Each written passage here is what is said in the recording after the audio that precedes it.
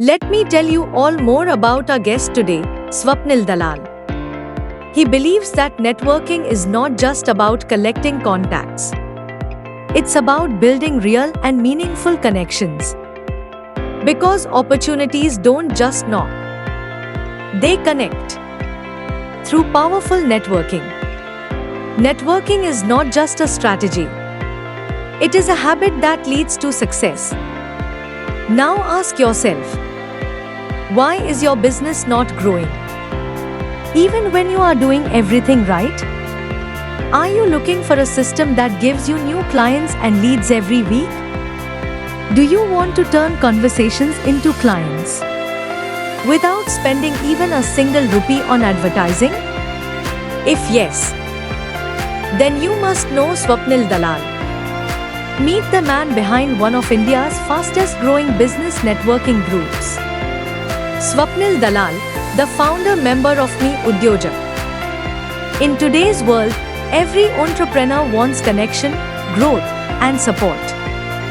Me Udyojak gives them just that, and more. Started in 2013 as a small dream by Swapnil Dalal. Today, Me Udyojak has become a powerful movement. It works on one strong belief. One for all, and all for one. With many networking groups across Mumbai, Me Udyojak helps entrepreneurs grow, learn, and succeed together. Me Udyojak is not just a name. It is an identity. It belongs to every Indian entrepreneur. Whether you are a startup founder, an experienced business owner, or just someone with a dream, Me Udyojak can help you fly. Because this is not just networking. This is Me Udyojak. This is the legacy of Swapnil Dalal. And yes, this is just the beginning. And today, on the APN podcast, we are proud to welcome Swapnil Dalal as our special guest.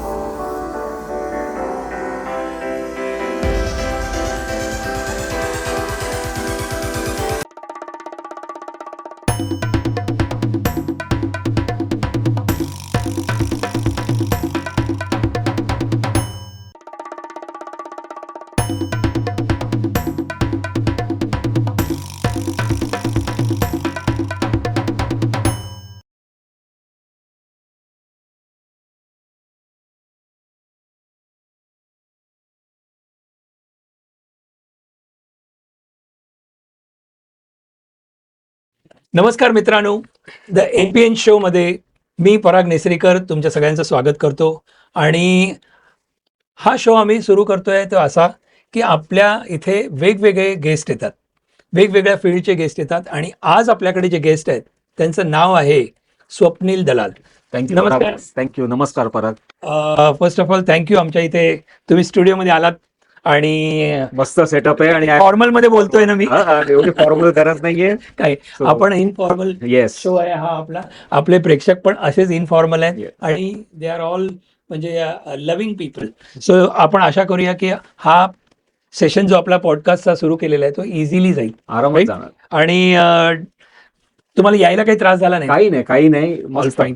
कसं वाटलं first of all? छान. मध्ये हा concept एकतर फारच छान आहे पराग, कारण मी नेहमी म्हणतो प्रत्येक व्यक्ती एक पुस्तकासारखं असतं आणि प्रत्येक व्यक्तीकडनं आपल्याला शिकायला मिळतं. जसं मलाही तुमच्याकडनं भरपूर शिकायला मिळतंय. तुम्ही एवढा छान सेटअप केलाय आणि इकडे पॉडकास्ट मला माहिती आहे फार उत्तमरित्या होत असतील आणि लोकांना त्याच्यातून भरपूर चांगल्या नवीन नवीन गोष्टी शिकायला पण मिळत असतील. बिलकुल बिलकुल बिलकुल ॲब्सोल्युटली. तर सांगितल्याप्रमाणे मी जस्ट सगळ्यांना सांगितलं, पण तुम्हाला पण मी बोललो प्रमाणे की आपल्या इथे वेगवेगळ्या फील्डचे गेस्ट येतात. हा करण्याचा उद्देश की मी एवढे आजकाल आपण एवढ्या वर्षांपासून किती लोकांना ओळखतो, आपण या फील्डमध्ये आहोत, तुम्हाला कल्पना असेल. तर वेगवेगळ्या फील्डची माणसांना नॉर्मली चॅलेंजेस कॉमन असतात किंवा तुम्ही जर बघितलं असतं त्यांची सक्सेस स्टोरी, प्रत्येकाची सक्सेस स्टोरी आहे आणि प्रत्येकाकडून काहीतरी लेसन्स जे आपल्याला मिळू शकतात. मी जेव्हा असा विचार केला म्हटलं हे सगळ्यांकडून मिळू शकतं, तर हेच गोष्ट आपण पॉडकास्टच्या माध्यमातून लोकांपर्यंत पोहोचवलं तर ते पण काही जे मी काही शिकणार आहे किंवा त्यांना पण त्याच्यातून काहीतरी या पॉडकास्टमधून शिकायला मिळेल, तुमच्याकडून शिकायला मिळेल. प्रत्येक व्यक्ती इथे जे बसणार आहे ना Absolutely. त्यांच्याकडून काही ना काहीतरी, every person is a unique person, हे मी Absolutely. बिलीव्ह करतो. नक्की. तर आज मी पण तुमच्याकडून खूप काही तुमचे सक्सेस स्टोरी, चॅलेंजेस, ऑपॉर्च्युनिटीज आणि तुम्ही इथपर्यंत कसे आलात वगैरे ही स्टोरी आपण बघणार आहोत. नक्की. तर आपण पॉडकास्टला सुरू करूया. येस. तर प्रेक्षको, आपण पॉडकास्टला सुरू करूया. आणि पहिला प्रश्न माझा असा आहे, मी खूप काही प्रश्न असे करून आणलेले आहेत. मी अगोदरच सांगतो की मी काय पॉडकास्टर म्हणजे एकदम काय इंटरव्ह्यू घेणार वगैरे असं काही नाहीये. त्यामुळे Informally आपण करूया. मस्त. मध्ये Absolutely. आणि आपले मला वाटते हे प्रेक्षक पण जे आहेत ते सगळेजण असेच, तुम्ही पण समजून घ्या की मी काही प्रोफेशनल असा कोण इंटरव्ह्यू घेणारा वगैरे जर्नलिस्ट वगैरे नाहीये. पण मी एक जस्ट असाच विचार केला की हा पॉडकास्ट तुमच्यापर्यंत पोहोचून देत. मी यांच्याकडून आज काही शिकणार आहे ते तुम्ही पण ऐका. तर स्वप्नील, मला विचारायचं आहे तुम्हाला की तुमची सक्सेस स्टोरी ही जर्नी कशी सुरुवात झाली? हा कॉमन प्रश्न सगळ्यांना असेल, मला सुद्धा आहे. मी असं ओळखत जरी असेल तरी डिटेलमध्ये कदाचित मला माहिती नसेल. तर तुम्ही शेअर कराल का? हो, नक्की. म्हणजे माझे 2-3 प्रश्न मला सांगायचे, मग तुम्ही स्टार्ट करा. एक आहे की तुम्ही मला सांगा की तुम्ही आतापर्यंत इथपर्यंत पोहोचला, त्याची सक्सेस स्टोरी म्हणा, तुमची जर्नी कुठून सुरुवात झाली, कशी, ही सांगायची. आणि त्याच्यानंतर तुम्ही बघितलं तर हे छोटे छोटे तुमचे काही अडथळे वगैरे काही असतील ह्याच्यामधले, हे जर तुम्ही शेअर केलं माझ्या बरोबर आणि सगळ्यांबरोबर तर विल बी व्हेरी हॅपी. नक्की. प्लीज. सो थोडक्यात थोडं बॅकग्राऊंड पण देतो माझं की सो मी स्वतः IT फील्डमध्ये होतो आणि MBA केल्यामुळे कन्सल्टन्सीमध्ये पण होतो. ओके. आणि IT क्षेत्रात पटनीमध्ये असोसिएट डिरेक्टर होतो आणि त्यामुळे मला फॉरेन कंट्रीजमध्ये पण, फॉरेन कंपनीजमध्ये, MNCs मध्ये काम करायची संधी मिळाली. ओके. आणि मी USA ला जवळजवळ 6 वर्ष होतो. तिकडे फॉर्च्यून 100 कंपनीज, मोटरोला, G अशा कंपनीजमध्ये I was handling their world wide enterprise information management programs. आणि one of the success stories is मला ज्यांनी माझं आयुष्य चेंज पण झालं की मला प्राईड ऑफ पटनी म्हणजे जो 18,000 एम्प्लॉईजमध्ये 3 लोकांना मिळतो असा अवॉर्ड मिळाला. क्या बात आहे. आणि वा वा. Company decided to file my green card, मला असं नेहमी जाणवलं की आपण आपल्या देशासाठी काहीतरी केलं पाहिजे. ओके. म्हणजे तिकडे राहणं सोपं होतं, पण मला असं नेहमी वाटतं की आपण इंडियासाठी काही ना काही केलं पाहिजे. सो मी त्या विचाराने सगळं सोडलं आणि इकडे आलो. ओके. आणि मी उद्योजकची स्थापना तेव्हाच केली. ओके. सो माझा हेतू व्हेरी क्लिअर होता की उद्योजकांना जग हे मार्केट द्यायचं. वाव. पण तुमचं पहिलं मोठं यश कोणतं होतं असं तुम्हाला जर विचारलं तर सांगू शकाल का? पहिलं म्हणजे एक तर पटनीपासून सुरुवात केली तुम्ही सांगितल्याप्रमाणे, तर तिथे एक तिकडे ब्रेक असेल. हा, म्हणजे पटनीमध्ये तो हाच मोठा ब्रेक थ्रू होता, प्राईड ऑफ पटनी. राईट. आणि त्याच्या आधी बरेच अवॉर्ड्स होते पटनीत. तर म्हणजे मला एक्सलंट टीम अवॉर्ड्स होते, परफॉर्मन्स अवॉर्ड्स होते. सो हे अवॉर्ड्स प्रचंड होते. पण उद्योजकता जर म्हटलं, जेव्हा मी उद्योजक स्टार्ट केलं तेव्हा भरपूर चॅलेंजेस आधी फेस केले. कारण हा असा मी उद्योजक म्हणजे बिझनेस नेटवर्किंग प्लॅटफॉर्म आहे. आणि मी जेव्हा स्टार्ट केलं तेव्हा फार काही बिझनेस नेटवर्किंग प्लॅटफॉर्म्स इंडियात नव्हते. ओके. सो लोकांना हा कन्सेप्ट समजवणं, आधी तर लोकांना हेच पटत नव्हतं की अरे ग्रीन कार्ड होत असताना तू अमेरिका सोडून इकडे का आलास. हा, एक्झॅक्टली. कळलं. कारण 99% लोक यायला बघत नाहीत, डॉलर्समध्ये असतो. आणि सो पण माझं हे क्लिअर होतं की नेहमी आणि मी आयुष्यभर मल्टीनॅशनल कंपनीजमध्येच काम केलंय. Okay. So Ernst and Young कन्सल्टन्सीला होतो. I have handled multinational clients. Okay. पण मला मनात मी अगदी शुअर होतो की आपले जे इंडियन प्रोडक्ट आणि सर्व्हिसेस आहेत आणि आपले उद्योजक आहेत यांच्यात कॅपेबिलिटी प्रचंड आहे. ओके. फक्त आपण पोचत नाही सगळीकडे. आणि जेव्हा आपण US आणि अशा ठिकाणी फिरतो, मोठ्या स्टोर्समध्ये जातो, तेव्हा आपण बघतो China is ruling the world market. Absolutely. आणि सगळे प्रोडक्ट्स 80% प्रोडक्ट्स जे US मध्ये मिळतात हे मेड इन चायना असतात.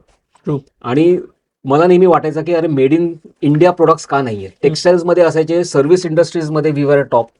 सो मला नेहमी असं जाणवायचं की नाही, आपण जर इंडियन आणि तुम्ही जर बघाल तर we have the largest NRI community in the world. Absolutely. म्हणजे सगळ्यात जास्ती नॉन रेसिडेंट्स कुठच्या कंट्रीचे असतील तर ते इंडियन्स आहेत. ट्रू. जगाच्या कुठल्याही एअरपोर्टला जा तर तिकडे तुम्हाला इंडियन्स दिसतील.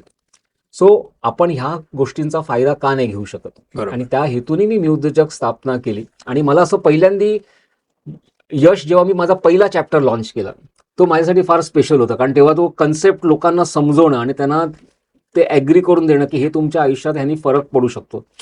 आणि मला या जर्नीमध्ये बऱ्याच लोकांनी मदत केली. ओके. आणि तो फर्स्ट चॅप्टर लॉन्च इज माय, म्हणजे नेहमी आपली फर्स्ट बेबी कुठल्या वर्षी झाला? 2013 साली.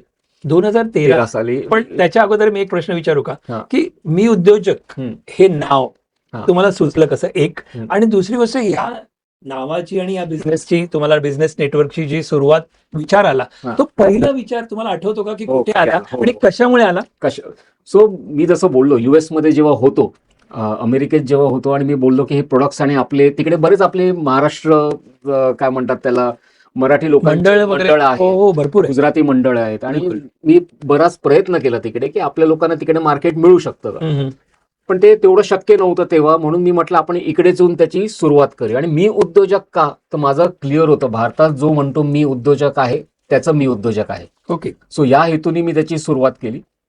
आणि तिकडे मी बरेच चेंबर्स ऑफ कॉमर्सच्या आणि मिटिंग्स अटेंड केलेल्या, माझ्या कंपनी थ्रू गेल्यामुळे ही मला संध्या मिळायच्या.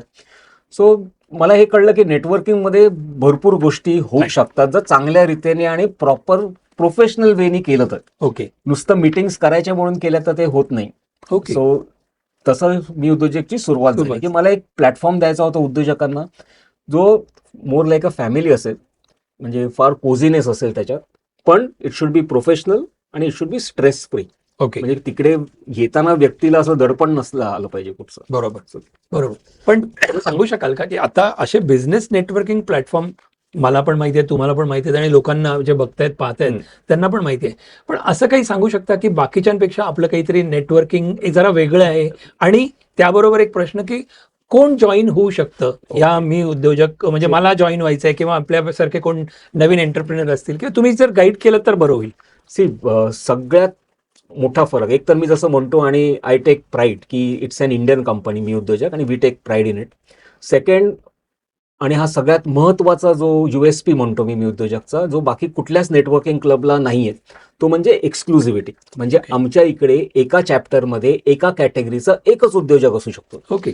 सो आम्ही त्याचे स्लायसिंग करत नाही कॅटेगरी. सो काही नेटवर्किंग क्लब्स आहेत तिकडे, समजा ट्रॅव्हल एजंट असेल तर मल्टिपल ट्रॅव्हल एजंट्स असू शकतात, वेगवेगळ्या नावाखाली, किंवा काही काही त्याचं स्लायसिंग पण करतात. मला पण माहिती. बरोबर. International travel different, domestic different, ticketing वेगळं, व्हिसा वेगळं. ओके. आणि मला असं वाटतं की मी जर उद्या बाहेरगावी जायचं असेल तर मी व्हिसा एकाकडनं नाही काढणार, तिकीट वेगळ्याकडनं नाही काढणार, आणि राहण्याची मी दुसऱ्याकडनं तिसऱ्याकडनं सोय नाही करणार. राईट. सो माझ्यासाठी एकच ट्रॅव्हल एजंट महत्वाचं आहे, जसं एकच हे माझ्यासाठी महत्वाचं आहे. आणि मी उद्योजकच्या चॅप्टर्समध्ये प्रत्येक कॅटेगरीचा एकच असतो, एकच ट्रॅव्हल एजंट, एकच चार्टर्ड अकाउंटंट, एकच रिअल एस्टेट एजंट. छान. सो हा सगळ्यात मोठा USP आहे. सेकंड, इकडे वॉर्मथ आहे. मी जसं म्हटलं की it's more like a family. Indian company असल्यामुळे इकडे प्रचंड वॉर्मथ आहे, एकमेकांना आम्ही जोडून असतो, डिफिकल्ट टाइम्समध्ये एकमेकांना मदत करतो. सो हा सेकंड USP आहे. Third, language is not a constraint. अच्छा. सो तुम्हाला इंग्लिश येत नाही म्हणून तुम्ही बाहेर, असं नाहीये. हे आपली इंडियन कंपनी, कोणी जॉईन करू शकतो, कुठल्याही भाषेची व्यक्ती जॉईन करू शकतो, कुठल्याही भाषेत बोलू शकतो, as long as the room understand what you are speaking. Right. So मराठीत बोला, हिंदीत बोला, इंग्लिशमध्ये बोला. उद्या मी आंध्रात जमचा सुरू केलं तर आंध्राच्या भाषेत पण बोललं तरी हरकत नाही. So that is what I stand for. आणि ह्या एक युनिक गोष्ट आहे. आणि जॉईनिंगसाठी नॉर्मली मी असं बघतो की एक उद्योजक जो ऍटलिस्ट 3 वर्ष बिझनेसमध्ये आहे, ओके, त्यांनी जॉईन करावं. कारण नवीन असताना त्यांना नेटवर्किंग आणि करणं डिफिकल्ट जातं. अनलेस इज अ प्रोफेशनल, की चार्टर्ड अकाउंटंट आता त्यांनी वर्क एक्सपिरियन्स घेतले आणि he wants to start, and it is okay. Okay. पण नॉर्मल उद्योजक एकदा 3 वर्ष एका फील्डमधून गेला की it is very good for him to join a business networking. आणि बऱ्याच सक्सेस स्टोरीज आहेत आमच्या ह्याच्यात त्यांना मदत करण्यात. आपण कव्हर करणारच आहोत. Yes. डेफिनेटली. पण त्या अगोदर मला विचारायचं आहे, बघा, तुमच्या प्रवासात असा कोणता क्षण आला ज्याने तुमचं आयुष्य बदलून टाकलं? असा कुठला प्रसंग किंवा असं कुठलं होतं का? पत्नीमधलं असेल, आत्ता असेल, वेगळी गोष्ट. तर एक जस्ट हे लेसन्स आपल्याला लाईफचे प्रत्येकाकडून शिकायला मिळतात, तर तसं तुमच्याकडून पण आम्हाला काहीतरी ऐकायला मिळेल. ड्युरिंग कोविड टाइम्स मी म्हणू शकतो ओके. असा प्रसंग. आणि हा मला माहिती आहे की हा प्रत्येकाला असे चॅलेंजेस कोविडमध्ये आलेले आहेत. ओके. की आपण एवढी मेहनत घेतली कुठचीही गोष्ट वाढवण्यासाठी आणि अचानक अशी गोष्ट होती. कारण मी बिझनेस सुरू करताना माझे कन्सेप्ट नॉर्मली, म्हणजे मी अशा विचाराने करतो, कुठलाही बिझनेस असेल तर तो अॅन्युइटी बेस करतो. सो जेणेकरून लोक तुमच्याबरोबर एका प्रोडक्टसाठी किंवा एका ह्याच्यासाठी नाही, ते लोक कंटिन्युअसली तुमच्याबरोबर राहू शकतात. So it's an annuity based business. That is the first thing. So आणि दुसरं असं होतं मला की व्हरायटी पाहिजे, तुमच्या कन्झ्युमर फक्त एकाच इंडस्ट्री किंवा असं नसलं पाहिजे. तर माझ्यासाठी उद्योजक वेअर माय कस्टमर्स. सो उद्योजक ते इतके वेगवेगळ्या फील्डचे आहेत आमच्याकडे, तर मला नेहमी वाटायचं की अरे मला काहीच रिस्क नाही, की एखादी भरपूर इंडस्ट्री आहे. खालती होऊ शकते, लाईन लागेल सगळेच उद्योजक एकत्र डाऊन नाही होणार. नाही होत. पण कोविड असा वेळ आली की जेव्हा सगळेच उद्योजक एकत्र डाऊन झाले खरंच. आणि इट सगळे इम्पॅक्ट घरातच होते. मी उद्योजक लॉट. सो त्यावेळेला मला म्हणजे 3 मोठे लेसन्स मिळाले. पहिलं मला नेहमी असं जाणवलं की दुसऱ्यांना मदत करण्याआधी आधी स्वतःला मदत केली पाहिजे. You have to be really very financially strong. मध्ये सांगतात तसं सांगतात की पहिला दुसऱ्या- स्वतःचा मास्क लावा आणि मग दुसऱ्याला लावा. दुसऱ्याला. सो तो पहिलं होतं. सेकंड, मी हे प्रत्येकाला सांगतो ज्याला भेटतो त्याला की you should always have a second source of income. Absolutely. एकाच इन्कम नोकरी करत असाल तरी तुमच्याकडे साईड हसल असलं पाहिजे. इव्हन तुम्ही बिझनेस करत असाल आणि एका लेवलला आल्यानंतर you should always have second source of income. तुम्ही दुसरं स्प्रेड करायला बघायला पाहिजे. Correct. आणि तिसरं लर्निंग मोठं होतं की there is always an opportunity in a problem. So कॉईनची दुसरी बाजू प्रॉब्लेमला हेल्प करतं. पाणी मिळेल का आपल्याला?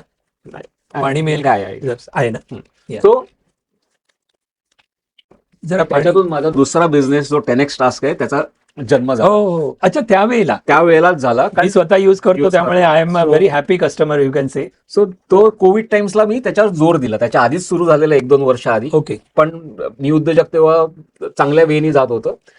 कोविडला तो इम्पॅक्ट आला, पण आता एव्हरीथिंग इज फाईन नाव. मी उद्योजक 10x has grown also. So it's really nice. So 3 lessons तुम्ही जे सांगितले आपल्या प्रेक्षकांसाठी आपण इथे सांगू शकता की एक मला जे समजलं ते की दुसऱ्याला मास्क लावायच्या अगोदर स्वतःला स्वतःला लावून घ्या. mask लावा. म्हणजे दुसऱ्याला हेल्प करण्याच्या अगोदर help yourself first. Absolutely. One. दुसरी गोष्ट तुम्ही सांगितली कुठली point? Second source of income. Source of income तुमचा असला पाहिजे. ऍब्सोल्युटली. आणि तिसरा पॉईंट कुठला तुम्ही? There is always an opportunity in a problem. Problem. म्हणजे कॉईन सारखी गोष्ट आहे, जिथे प्रॉब्लेम आहे तिथे ऑपॉर्च्युनिटी आणि मोठी ऑपॉर्च्युनिटी असते. मोठी ऑपॉर्च्युनिटी असणार. आणि मी हे निश्चित सांगू शकतो की प्रत्येकाला प्रॉब्लेम आहे, आयुष्य आहे तोपर्यंत प्रॉब्लेम आहे. त्यामुळे ह्या opportunity how you see it. Absolutely. कारण जे कॉमन प्रॉब्लेम्स असतात ना त्याला जर तुम्ही सोल्युशन्स काढायचा प्रयत्न केलात सो त्याच्यात तुम्हाला भरपूर यश मिळू शकतं. वा वा वा, मस्त.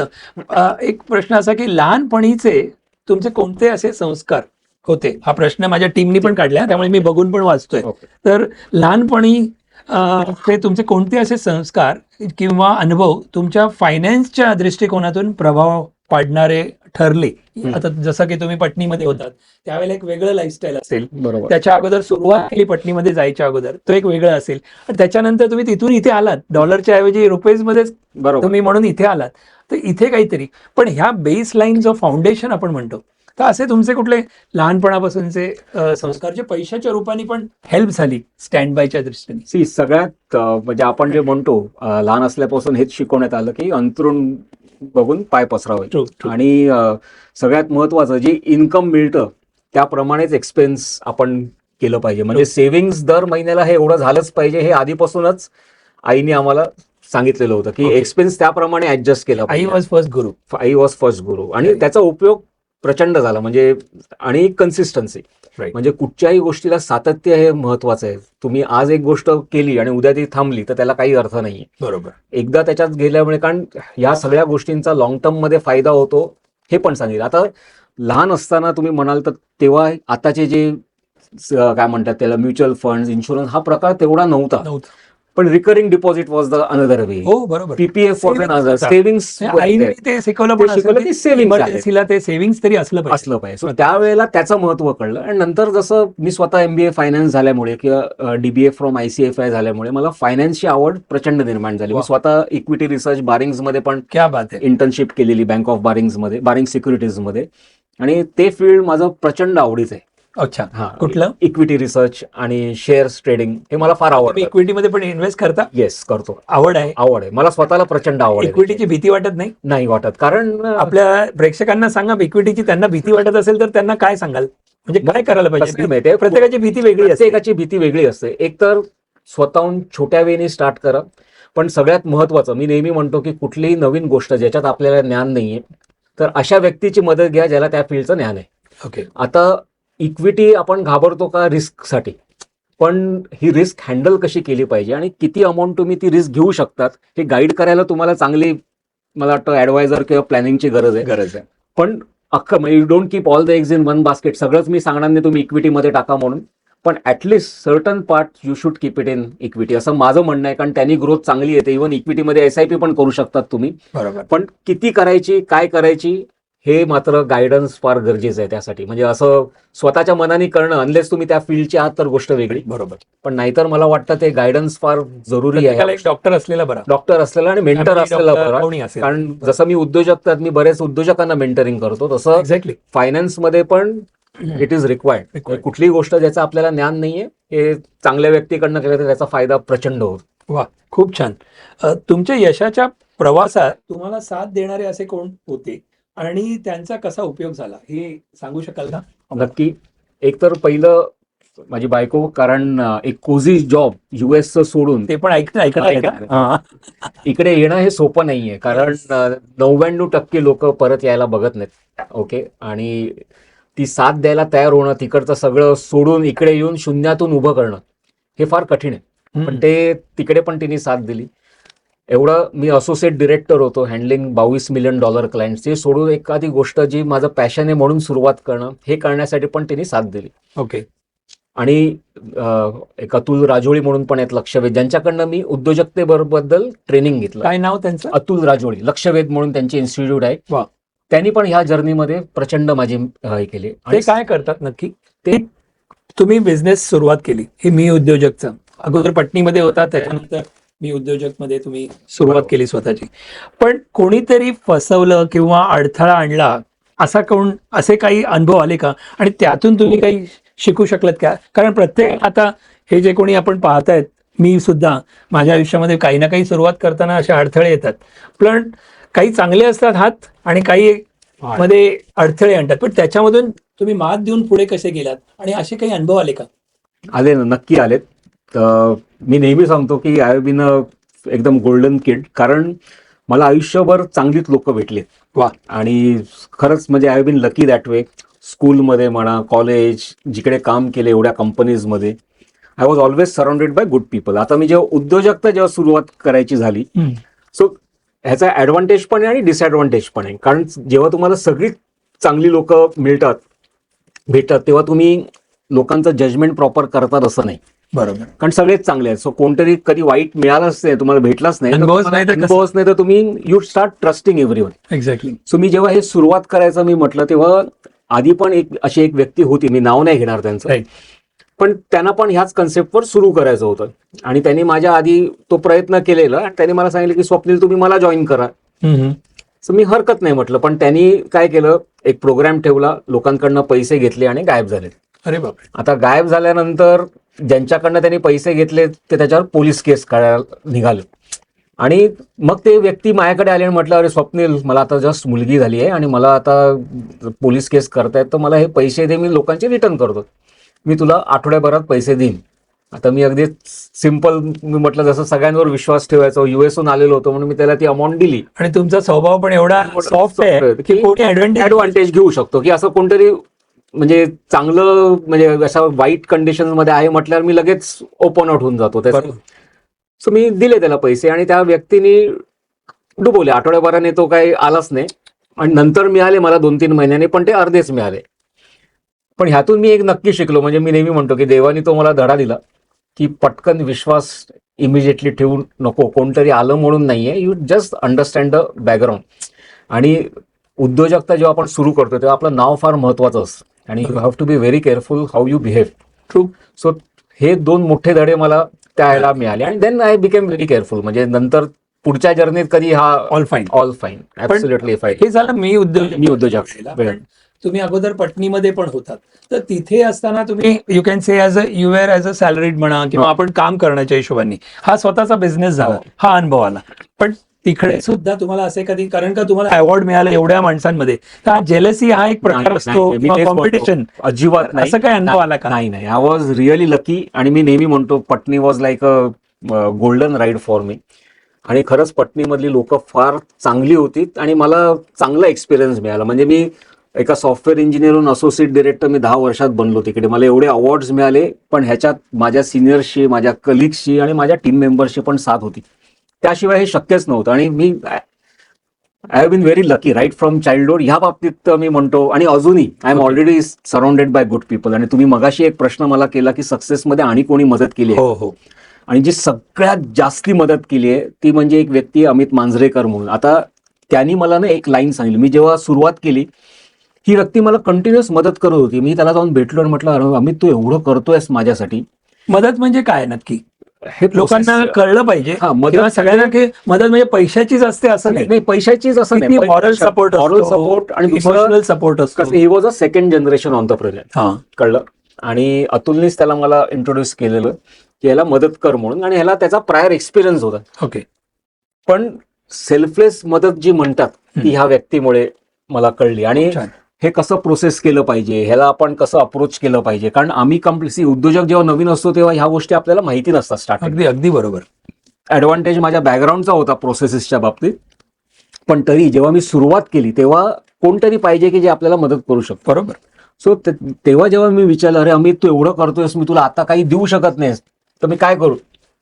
तर त्यांनी मला एक वाक्य सांगितलं. त्यांनी पहिल्यांदा बोललं, mister Dalal I want to see you successful. आणि त्यांनी जे दुसरं वाक्य सांगितलं ना, it change my life completely.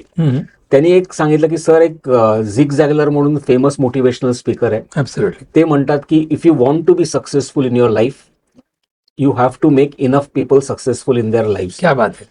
आणि I want to see you successful mister दलाल, हे त्याचे शब्द होते. नाव ही जी लाईन होती ना, it was aged in my heart after that day.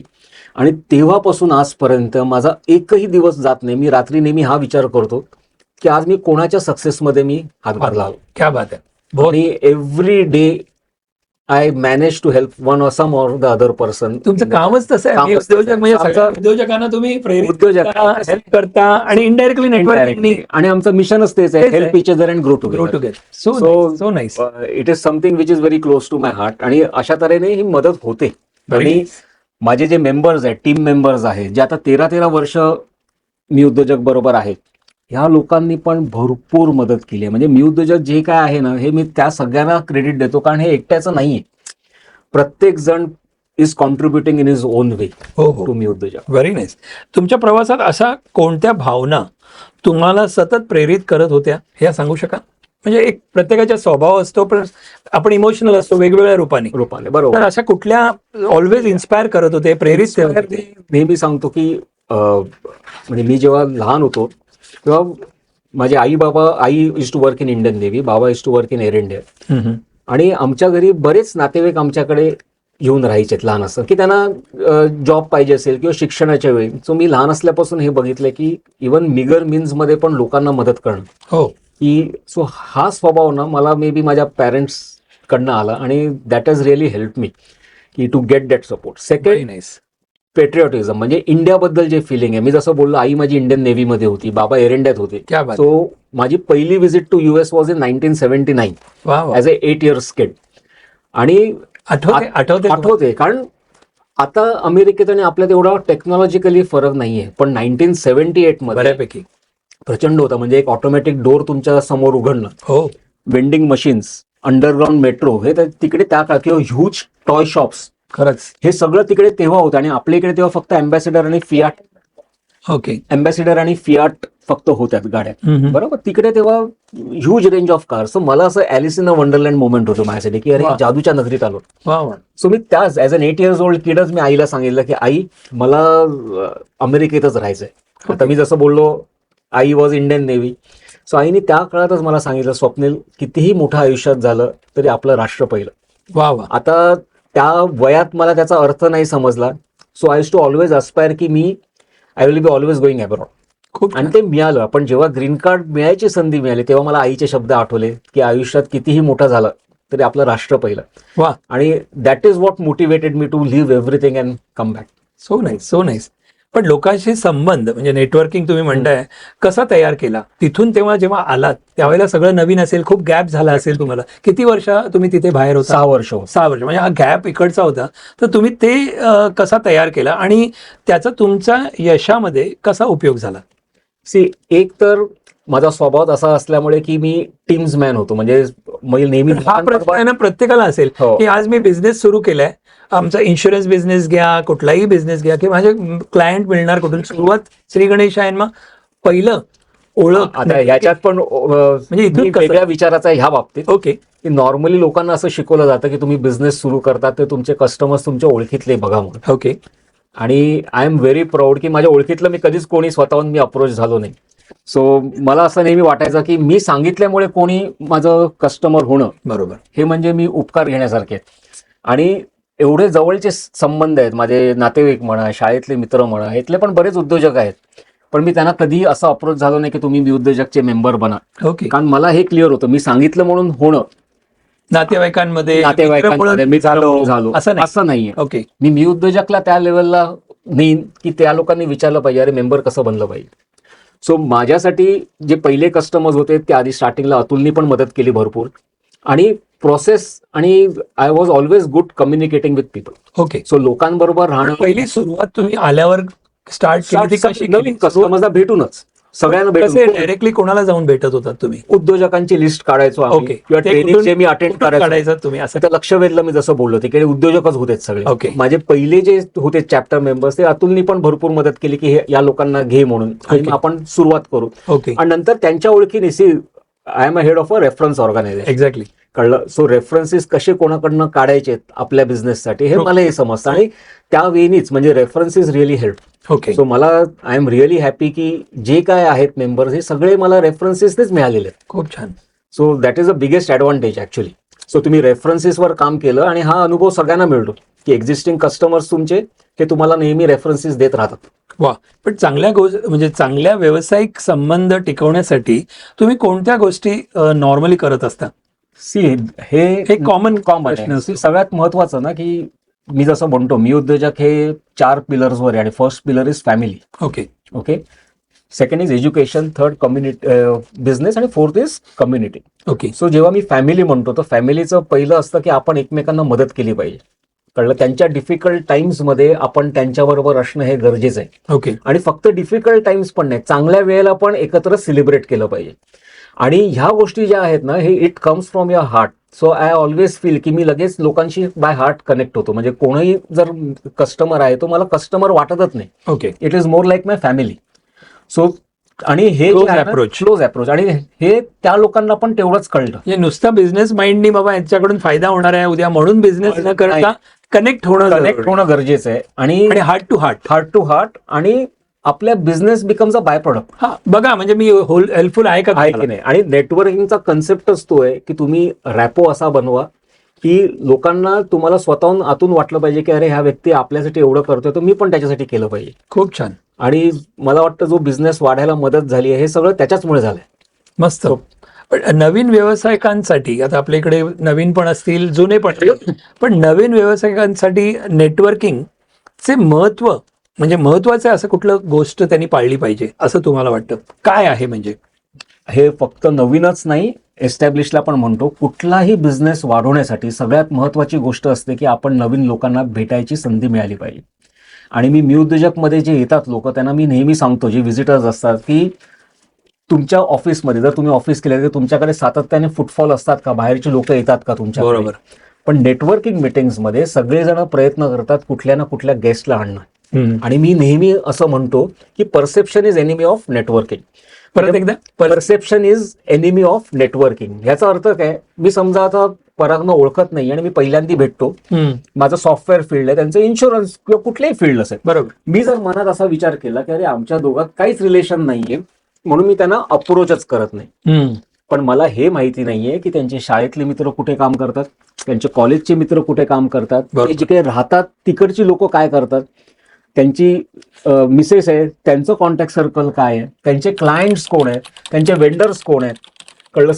ह्या सगळ्या लोकांपासून जर मला माझं टार्गेट मार्केट माहिती आहे आणि जर आपला चांगला रॅपो झाला तर आपण नेहमी एकमेकांना इझिली मदत करू शकतो. बरोबर. सो फक्त काय गरज आहे तर ट्रस्ट वाढवायची आणि चांगलं हार्ट टू हार्ट कनेक्ट व्हायचं. म्हणजे मला जे समजलं ते की ओपन माइंडनी त्यांना भेटा. अगोदर माइंड मध्ये काहीतरी विचार परसेप्शन बदलू नका, नाहीतर मग ते अडथळे येतात. आणि नेटवर्किंग चष्मा घालून आपण बघत त्या व्यक्तीला की आपण आपल्याप्रमाणे दुसऱ्याला विचार करतो. पण नेटवर्किंगचा ऍडव्हान्टेजच असा आहे की तुम्ही दरवेळेला कोणा नवीन व्यक्तीला सातत्याने भेटत राहतात आणि प्रत्येक नवीन व्यक्ती ही तुमच्या बिझनेससाठी एक सोर्स बनू शकते. बिलकुल बिलकुल. ती नसली तरी त्याचा कॉन्टॅक्ट स्फिअर मधली होऊ व्यक्ती तरी तुम्हाला होऊ शकते. फक्त तुम्हाला चांगलं त्याच्याशी संबंध जोडायचे आहेत. म्हणजे मी म्हणतो माणसे जोडूया जग जिंकूया. राईट. तुम्ही जर चांगले संबंध जोडलेत आणि मनापासून त्याला मदत केली तर तो पण तुम्हाला मनापासून होऊ शकते. बघ आता 2 प्रश्न मला विचारायचे ते असे आहेत. म्हणजे आता आपण आतापर्यंत हे नेटवर्किंग, करिअर, उद्योजक इथपर्यंत बघितलं, पण आणखीन एक आता प्रश्न म्हणजे असा की तुमच्या प्रवासातील सर्वात समाधानकारक गोष्ट कोणती, हा एक आहे. आणि तरुण पिढींसाठी किंवा स्वतःसाठी कोणता आर्थिक सल्ला तुम्ही म्हणजे द्याल कुणालाही, तरुणांना द्याल किंवा आणखीन जे नवीन असतील त्यांना किंवा जुने असतील त्यांना सुद्धा, पण हे 2 कसं तुम्ही सांगू शकाल तुमच्या प्रवासातील सर्वात समाधानकारक गोष्ट कुठली, हा पहिला. माझ्या सगळ्यात महत्वाचं समाधान मला जे मिळतं हे लोकांना मदत करून मिळते मला. Right. आणि हे मला दररोज हा अनुभव मिळतो. असे बरेच उद्योजक आहेत ज्यांना करोडो रुपयांचा बिझनेस मी उद्योजककडनं मिळालाय आणि त्यांनी पण सुरुवात कुठून तरी छोटी केलेली. आणि जे आपण शिकवतो मी उद्योजकच्या माध्यमातून हे जेव्हा ते यूज करतात, म्हणजे अशी लोक होती की जे आली त्यांना बोलायला जमत नव्हतं, स्वतःच्या बिझनेस बद्दल सांगायला जमत नव्हतं, पण आज ते चांगलं प्रेझेंटेशन देतात कारण आम्ही एवढं ट्रेनिंग देतो. आणि ह्याच्यामुळे त्यांच्या बिझनेसमध्ये जी प्रगती होते ह्याने फार आनंद होतो. म्हणजे काही लोकांना आपल्या इंडियाच्या बाहेर पण बिझनेस मिळालाय ओके मी उद्योजकमुळे. I think that is the biggest happiness for me. कारण मी जेव्हा म्हटलं की जग हे आपलं मार्केट झालं पाहिजे आणि जेव्हा माझ्या मेंबर्सना ते मार्केट मिळतं, आपण जे ट्रेनिंग देतो आणि आपण जे हेल्प करतो, आय थिंक त्यासारखं समाधान मला सगळ्यात जास्त मिळतं. राईट. आणि दुसरा तुम्ही आर्थिक ह्यानी सांगता, हा स्वतःसाठी पण आणि तुम्ही कोणता म्हणजे आर्थिक सल्ला दुसऱ्यांसाठी पण द्याल, म्हणजे तुमचा एक लेसन असेल आणि दुसऱ्यांसाठी तुम्ही काय सल्ला द्याल. सो एकतर उद्योजकांसाठी म्हणून मी पहिला सांगतो की असे मला बरेच लोक भेटतात अख्ख्या महाराष्ट्रातून. मला बरेच जण कॉल करतात की सर मला बिझनेस सुरू करायचा. अच्छा. मला बरेच जण आता आपले मुंबईमध्ये आहेत, पण फेसबुकवर किंवा माझी जी कॉन्टॅक्ट असतात किंवा लिंक्डइनवर याच्यावर मला महाराष्ट्रातून बरेच जण कॉल करतात की सर मला सुरुवात करायची, मी काय करू जॉब सोडून. काही लोक प्रोफेशनल्स पण असतात जसे IT मधले आहेत. सो त्यांना मी सोपा एक देतो, म्हणजे सोपा म्हणजे त्यांना एक वॉर्न करतो मी नेहमी की जर समजा 40ली व्यक्ती आहे किंवा 30-35ची व्यक्ती आहे आणि त्याला जॉब सोडून काहीतरी सुरुवात करायची आहे, तर मी नेहमी सांगतो की ऍटलिस्ट तुमचे जे एक्सपेन्स आहेत इंटू 18 एवढे रिझर्व्ह तुमच्याकडे बाजूला पाहिजेत. इंटू 18 म्हणजे समजा तुमचा महिन्याचा एक्सपेन्स समजा 50,000 असेल एक्झाम्पल, तर 18 महिन्याचा जो तुमचा हे असेल तर 9 लाख तुमच्याकडे बाजूला पाहिजेत सुरुवात करताना. ओके. कारण कुठलाही बिझनेस एस्टॅब्लिश बिझनेससाठी सांगतोय, कारण कुठलाही बिझनेस एस्टॅब्लिश करायला तुम्हाला 12 ते 18 महिने जातात. बरोबर. आणि समजा तुम्ही एक चांगला जॉब सोडून जेव्हा करतात आणि पैशाचं तुम्ही सोंग आणू शकत नाही, सो वेन डिफिकल्ट टाइम्स मध्ये सक्सेस जर मिळत नसेल ना तर you will always go back to your service. पण तुमच्याकडे रिझर्व्ह असतील तर नक्की 18 महिन्यात तर तुम्ही गॅरंटीड तुम्ही चांगला बिझनेस करू शकता. मी उद्योजक सारख्या बऱ्याच संस्था आहेत जे तुम्हाला मदत करायला तयार आहेत उद्योजकांना. बरोबर. So that is a first thing मी सांगतो. सेकंड जे फायनान्स आहे यांनी ओव्हरहेड्स वाढवताना you should be very careful. बरेच वेळेला असं होतं की उद्योजक कुठे अटेंड करतात ट्रेनिंग किंवा काही शिकवतात जोशमध्ये आपण सेल्स टीम लावूया, आपण हे करूया ते करूया, खर्च एकदम करायला बघतात आणि त्याच्यात ते फसतात नंतर. ओके. करू नये, स्टेप बाय स्टेप करावं. Incremental improvement is better than postpone perfection. Right. So थोड्या वेळेसनी तुम्ही केलं, एकदा जम बसल्यावर तुम्ही करू शकता. ओके. ओके. तुम्हाला तुमचा कोणता वारसा म्हणजे लिगसी सोडायचा आहे आणि पुढे तुमची काही योजना आहेत का? आता एक 4-5 वर्षामध्ये 3-4 वर्षामध्ये कोणी कंपार्टमेंटमध्ये जगतं तर आपण प्लॅन करतो या पुढच्या 3 वर्षामध्ये हा प्लॅन आहे किंवा 5 वर्षामध्ये. तर एक आहे की तुम्हाला तुमचा कोणता वारसा लिगसी, हा मी उद्योजक असू शकतो किंवा आणखीन काही तुम्ही म्हणताय तसं. मी उद्योजक it's very close to my heart. True. कारण this is the first business which I started. Okay. आणि मला असं वाटतं की आपल्या उद्योजकांची अशी कम्युनिटी झाली पाहिजे थ्रूआउट इंडियातच नाही, इंडियाच्या बाहेरच्या उद्योजकांची पण सगळे एकत्र आलोत. कारण मला असं स्वतः वाटतं आता आपण we are the 5th largest GDP wise, economy wise we are the 5th largest country in the world. आणि पुढच्या 25 वर्षात आपण टॉप कंट्री पण बनू शकतो. बिलकुल. सो आता ही अशी वेळ आहे ना की आपण we are at the right place at the right time. True. पुढचे 25 वर्ष फार महत्वाची आहेत. बिलकुल. आणि मला असं वाटतं की मी उद्योजक जर जे उद्योजक आहेत हम्म. तिकडे त्या लोकांना जर ह्या जर्नीत सपोर्ट करू शकलो, Right. करतोच आहोत, पण Right. ते मास लेवलला. हम्म. कारण मी नेहमी म्हणतो India is the golden spot in the world. आणि आता पुढच्या 25 वर्षात एवढे ऑपॉर्च्युनिटीज येणार आहेत की we should be ready to grab it. Okay. So ते मला वाटतं आणि तिकडे मी उद्योजकनी मदत करावीशी असं मला मनापासून वाटतं. तर मला आत्ता सांगितल्याप्रमाणे की दुसरा प्रश्न असा आहे की तुम्हाला पुढच्या 3 किंवा 5 वर्षामधल्या योजना तुमच्या काय आहेत, काही सांगू शकाल का? म्हणजे तुमचे काही प्लॅन्स आहेत प्लॅन. का? सध्या मी जसं बोलतो तसं माझे 2 मेन बिझनेस आहेत. एक तर मी उद्योजक आहे, त्याला मला अख्ख्या महाराष्ट्रात पसरवायचं आहे पुढच्या 3 ते 5 वर्षात. सेकंड 10x टास्क जे माझं ऍप आहे, हम्म. जे टीम प्रोडक्टिव्हिटी आपण त्याच्यावरती स्पेशली बोलूया, पण जरूर सांगा. सो ते पण मला आता 24 राज्यात कस्टमर्स आहेत, पण ते पण मला ग्लोबल करायचं आहे. वाव. आणि थर्ड मला प्रोडक्टिव्हिटी पायनियर्स म्हणून मी ट्रेनिंग सुरू करतोय. Okay. कारण मला असं जाणवतं की या फील्डमधलं प्रोडक्टिव्हिटीवर आपल्या इकडे शिकवलंच जात नाही. ओके. आणि जसं आपण म्हणतोय पुढची 25 वर्ष आपल्याला कॅप्चर करायचंय आणि True. तिथे AI coming in to picture. True. So productivity आपली इम्प्रूव्ह करणं फार गरजेचं आहे, otherwise you will be replace by AI. Okay. So ह्यासाठी ह्या ट्रेनिंग्सवर मला फोकस करायचं. आता तुम्ही सांगितलं की प्रोडक्टिव्हिटी कुठलं म्हणालात तुम्ही? पायनियर्स. हा प्रोग्राम तुम्हाला करायचा आहे. करायचा. त्याच्याविषयी आपल्या प्रेक्षकांना सांगाल का, की म्हणजे नक्की हा काय आहे थोडक्यात? सो म्हणजे प्रोडक्टिव्हिटी पायनियर्स म्हणजे समजा मी असं नेहमी म्हणतो की ज्या गोष्टी तुम्हाला 5 दिवस लागतात त्या जर तुम्ही 4 दिवसात करू शकलात तर, 8 तासाचं काम 6 तासात करू शकलात तर, so there is a methodology to do it. कळलं? प्रोसेस करणं किंवा कसं केलं पाहिजे, हे अचीव कसं केलं पाहिजे, हे या कोर्समधून शिकवण्यात येईल. आता ह्याचं टार्गेट मार्केट कोण आहे? तर टिपिकली जे 27 ते 40 वर्षाची जी लोक आहेत. कारण काय होतं, या टाईममध्ये लग्न होतात, मुलं होतात आणि आपल्याला असं वाटतं की आपण जास्तीत जास्त इन्कम जनरेट केलं पाहिजे. सो ह्या गोष्टीसाठी मदत करण्यासाठी हा प्रोडक्टिव्हिटी पायनर्स आहे. आणि हे जे शिकवतोय मी, हे कुठल्याही शाळेत, कॉलेज, इव्हन MBA कोर्सला पण शिकवलं जात नाही. सो ह्या गोष्टी शिकवण्याचा मला आहे की I want our next generation ready for the future. Okay. Very nice, very nice. हा राऊंड आपला झालेला आहे, तर आता आपण एक थोडा फन राऊंड करूया.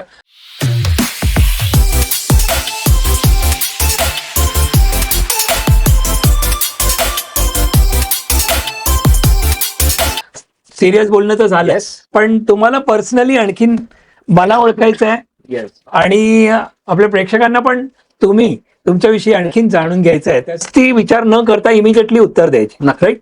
तर सिम्पल आहेत प्रश्न. आणि तुमचा फेवरेट ऍक्टर कोण? अमिताभ बच्चन. किती पटकन सांगितलं बघा. तुमचे favourite actress? Actress Madhuri Dixit. Favourite movie? Sholay. किती वेळा बघितला? शोले मला वाटतं 25हून जास्ती वेळा. काय म्हणताय? हो. आणि तेवढंच वेलकम पण आवडतो मला. वा वा वा वा, छान छान छान. आता एक सिरियस, तुमचा फेवरेट पॉलिटिशियन कोण आहे? नरेंद्र मोदी. वा. तुमचा आवडता रंग? Blue. Blue. Navy blue, light blue? Navy blue. Navy blue. Okay. तुमचं favourite holiday destination in India Goa. आणि अब्रॉड? अब्रॉड मध्ये मला UK आवडतं. UK. तुमचं आवडतं जेवण? आता जेवण म्हटलं तर खूप आहे, क्युझिन्स असतात, तरी पण स्पेसिफिक जर सांगायचं पण मला माझं कोकणी जे असतं जेवण, फिश, चिकन, नॉनव्हेज, ऍक्च्युली मी फूडीज आहे. सो प्रत्येक मला even I enjoy dosa also vegetarian मध्ये, तामिळ, आपलं साऊथ इंडियन ऑल्सो, आणि तेवढंच पंजाबी फूड पण एन्जॉय करतो. पण फेवरेट म्हणाल तर मला आपलं कोकणी फिश जे आहे ते आवडतं. वा, फर्स्ट क्लास. आणि तुमचा फेवरेट पास टाइम काय आहे? जेव्हा काम नाही करायचं त्यावेळेला तुम्ही काय करता? मला ऑडिओ बुक्स ऐकायला आवडतात. अच्छा. आणि ऑडिबल म्हणून एक ऍप आहे अमेझॉनचं. सो त्याच्यात चांगली पुस्तकं वाचणं, आता प्रत्येक वेळेला वाचणं जमतं तसं नाही, पण ऑडिबलचा ऍडव्हान्टेज असा असतो की तुम्ही ट्रॅव्हलिंग करताना, ड्रायव्हिंग करताना, जिम मध्ये करताना, व्यायाम करताना किंवा वॉक करताना पण you can always listen to. Absolutely. आणि या पुस्तकातून भरपूर शिकायला मिळतं. सो नॉर्मली म्हणजे टाइमपास नॉवेल्स नाही, पण मला लाईफ चेंजिंग बुक्स आवडतात. सो वा. ह्यालाच कनेक्टिंग प्रश्न विचारू का? आवडतं पुस्तक आतापर्यंत फायनान्शियली म्हणाल तर मिलियनर माइंड म्हणून आहे, ओके, टी हार्वेकरचं, ते आहे. Rich dad poor dad. Okay. आणि ज्यांनी सगळ्यात जास्ती फरक माझ्या आयुष्यात पडलाय the secret. Wow, great, super. तुमचा फेवरेट स्पोर्ट्स? क्रिकेट. क्रिकेट. तुमचा फेवरेट क्रिकेटर कोण?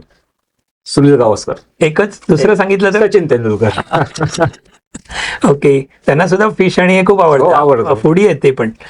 तुमचा फेवरेट सिंगर कोण आहे? किशोर कुमार. अरे वा, तुम्हाला गाणी आवडतात? प्रचंड आवडतात. म्हणायला पण आवडतात? नाही, म्हणायला एवढं आवडत नाही. तरी पण एखादं आवडतं या मोमेंटला जर असं म्हटलं तर एक लाईन, कारण कॉपीराईटचा प्रश्न येईल, हो. पण तरी सुद्धा एखादं आवडतं गाणं असं जर म्हटलं किशोर कुमार, आणखी डीप आपण ड्रिल केलं तर कुठलंही मोमेंट? एवढं कम्फर्टेबल नाहीये मी गाण्यासाठी. नाही, गाण्यासाठी नाही, पण गाणं कुठलं असं छान आवडतं, मोटिवेशन वाटतं, किंवा तुम्हाला आवडायला असे खूप गाणी आहेत किशोर कुमारजी, तरी त्याचा पटकन विचार नाही. Okay, sorry. If you were a politician, तुम्ही जर पॉलिटिशियन असला असतात तर what would you do first? म्हणजे तुम्ही तुमच्या हातात पॉवर आली, काही असेल, आपण त्याला एक नेमकं, तर तुम्ही कुठली गोष्ट पहिली कराल? अशा खूप गोष्टी असतील, पण सिन्स माझं फील्डच तसं असल्यामुळे मला असं वाटतं की उद्योजकतेबद्दल हे शाळेतल्या मुलांना पण शिकवणं गरजेचं आहे. वा, खूप छान. आपल्या इकडे बिझनेस बद्दल काहीच ट्रेनिंग नसतं. पूर्वी जे आपलं ट्रेनिंग असायचे हे नेहमी स्किल्स वाईज असायचे. सो कार्पेंटरी शिकायचे.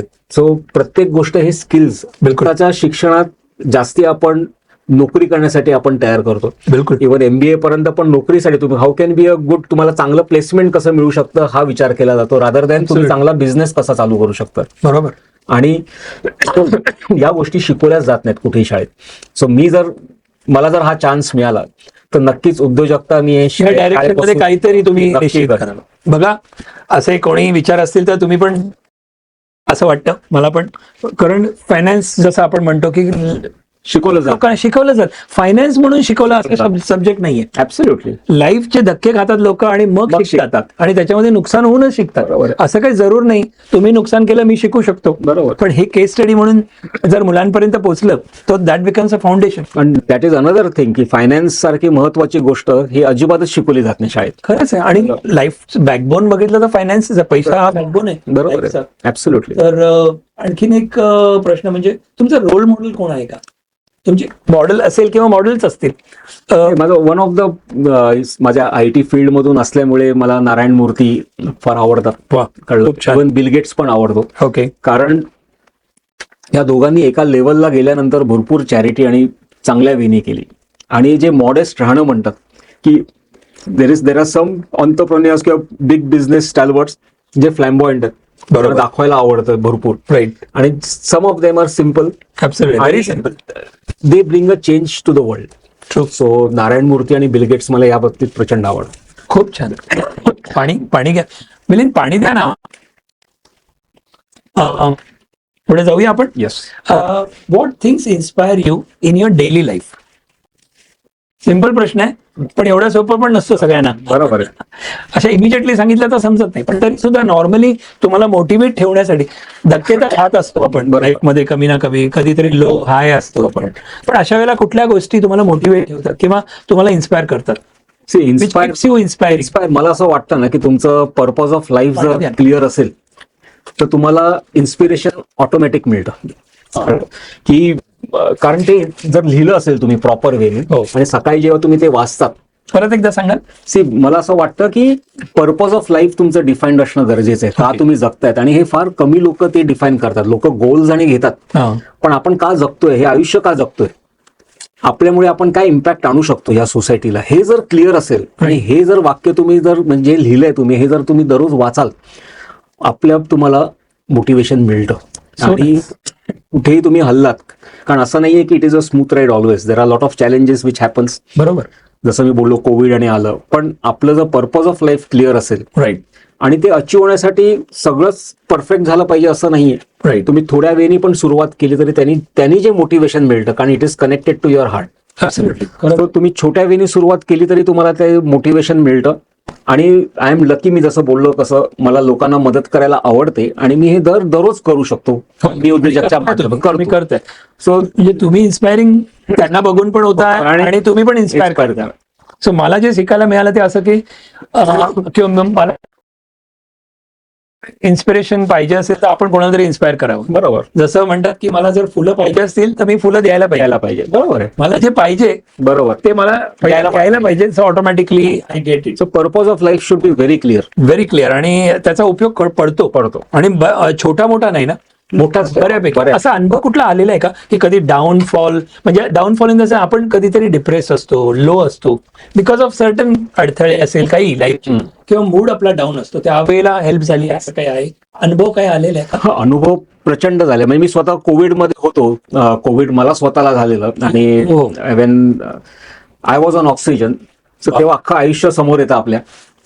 पण मी जसं म्हटलं तसं जेव्हा आपलं मोटिवेशन क्लिअर असतं आणि आपण लोकांना मदत करायची भावना असते ना, तर देर आर वेज आपण नक्की वी कम आउट ऑफ करू शकतो. आता ह्याच्यात दोन गोष्टीची प्रचंड मदत होते. एक तर चांगली संगत, म्हणजे चांगल्या लोकांबरोबर राहणं, ओके, हे महत्वाचं आहे. चांगली पुस्तकं वाचणं, that keeps you motivated. That keeps you motivated. आणि शेवटी आय बिलीव्ह इन गॉड, गुरुमध्ये बिलीफ आहे. Very nice. सो ह्या तीन गोष्टीतून मला असं म्हणजे कधी डिप्रेशन आलं पण, म्हणजे एखाद दुसऱ्या वेळ आलं असेल कधीतरी, पण मला असं मी जास्त वेळ त्याच्यात राहूच शकत नाही. कारण गुरु, पुस्तकं आणि चांगली संगत हे मी असं नेहमी म्हणतो की गुरुचीच देण आहे मला, की I am always with good people आणि रीड गुड बुक्स. मी जसं बोललो ऑडिबल. आणि सो याच्यामुळे डिप्रेशन होऊच शकत नाही. चांगले मित्र आहेत माझे, जे शाळेपासूनचे आम्ही अजूनही एकत्र आहोत. ओके, म्हणजे नुसतं एक हाक मारली तरी लोक येतील असं रिलेशन आहे. सो मला असं कधी I am very rarely in a negative mood. So nice. मी जसं दुसरं सांगितलेलं की दे सिक्रेट म्हणून माझं पुस्तक जे आवडीचं आहे, it is all about positive thinking. खरंच. सो कधीही निगेटिव्ह असेल ना, तुम्ही 2 पानं त्याची वाचा, you will be out of your. Super. मी विचारू शकतो तुमचे गुरु कोणाला मानतात? स्वामी समर्थांना मानतो.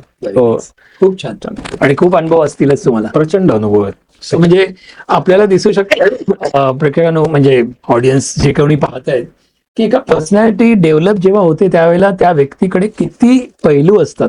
स्पिरिच्युअली स्ट्रॉंग होण्यासाठी गुरु चांगला पाहिजे, आणि असं म्हणजे आपल्याला ऑलवेज मोटिवेटिंग.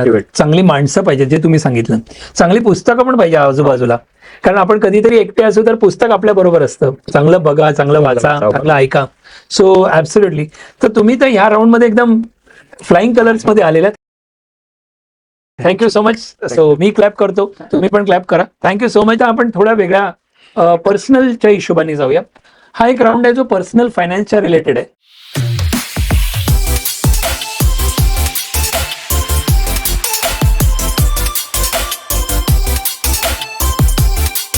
त्याच्यामध्ये एक 4-5 प्रश्न मला विचारायचे, जे मला असं विचारायचं की आर्थिक नियोजनासाठी तुमचा एक गोल्डन रूल काय आहे, असं सांगू विचारलं तर काय सांगाल? सी, गोल्डन रूल मी एकच म्हणेन की your expenses should be after you keep your savings proper aside define. Okay. आणि सेकंड मला वाटतं सगळ्यात महत्वाचं आहे ती कन्सिस्टन्सी. आणि थर्ड इज नॉलेज. म्हणजे नॉलेज ह्याच्यात गॅदर करा आणि you take advice of the right people. Okay. हे सगळ्यात महत्वाचं आहे, कारण त्याच्याचमुळे तुम्ही अचीव्ह करू शकता. ओके. आणि मला एक कोणतरी बरोबर सल्लागार असलेला बरा असायलाच पाहिजे. बरा म्हणजे ह्याला ऑप्शनच नसलं पाहिजे. राईट. कारण unless your from the finance field, तुम्ही फायनान्समध्ये शिकलात, तुम्ही त्या फील्डमध्ये आहात. आता मे बी कोणतरी म्युच्युअल फंडमध्ये फंड मॅनेजर आहे, त्याला त्याची गरज नाहीये.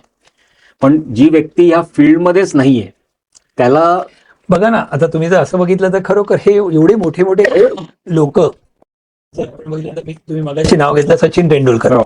आता अगोदरचे प्रकार मला माहित नाहीत, पण आता आपल्याला सचिन तेंडुलकर म्हटलं तर त्यांचे गुरु त्यांनी किती क्रिएट केलेलं. सो हे कोणतरी एक आता आपण बघितलं तर असं पाहिजे. आर्थिक सल्लागार नाही, आपल्या आयुष्यात गुरु पाहिजे कुठल्याही वेगवेगळ्या रूपाने.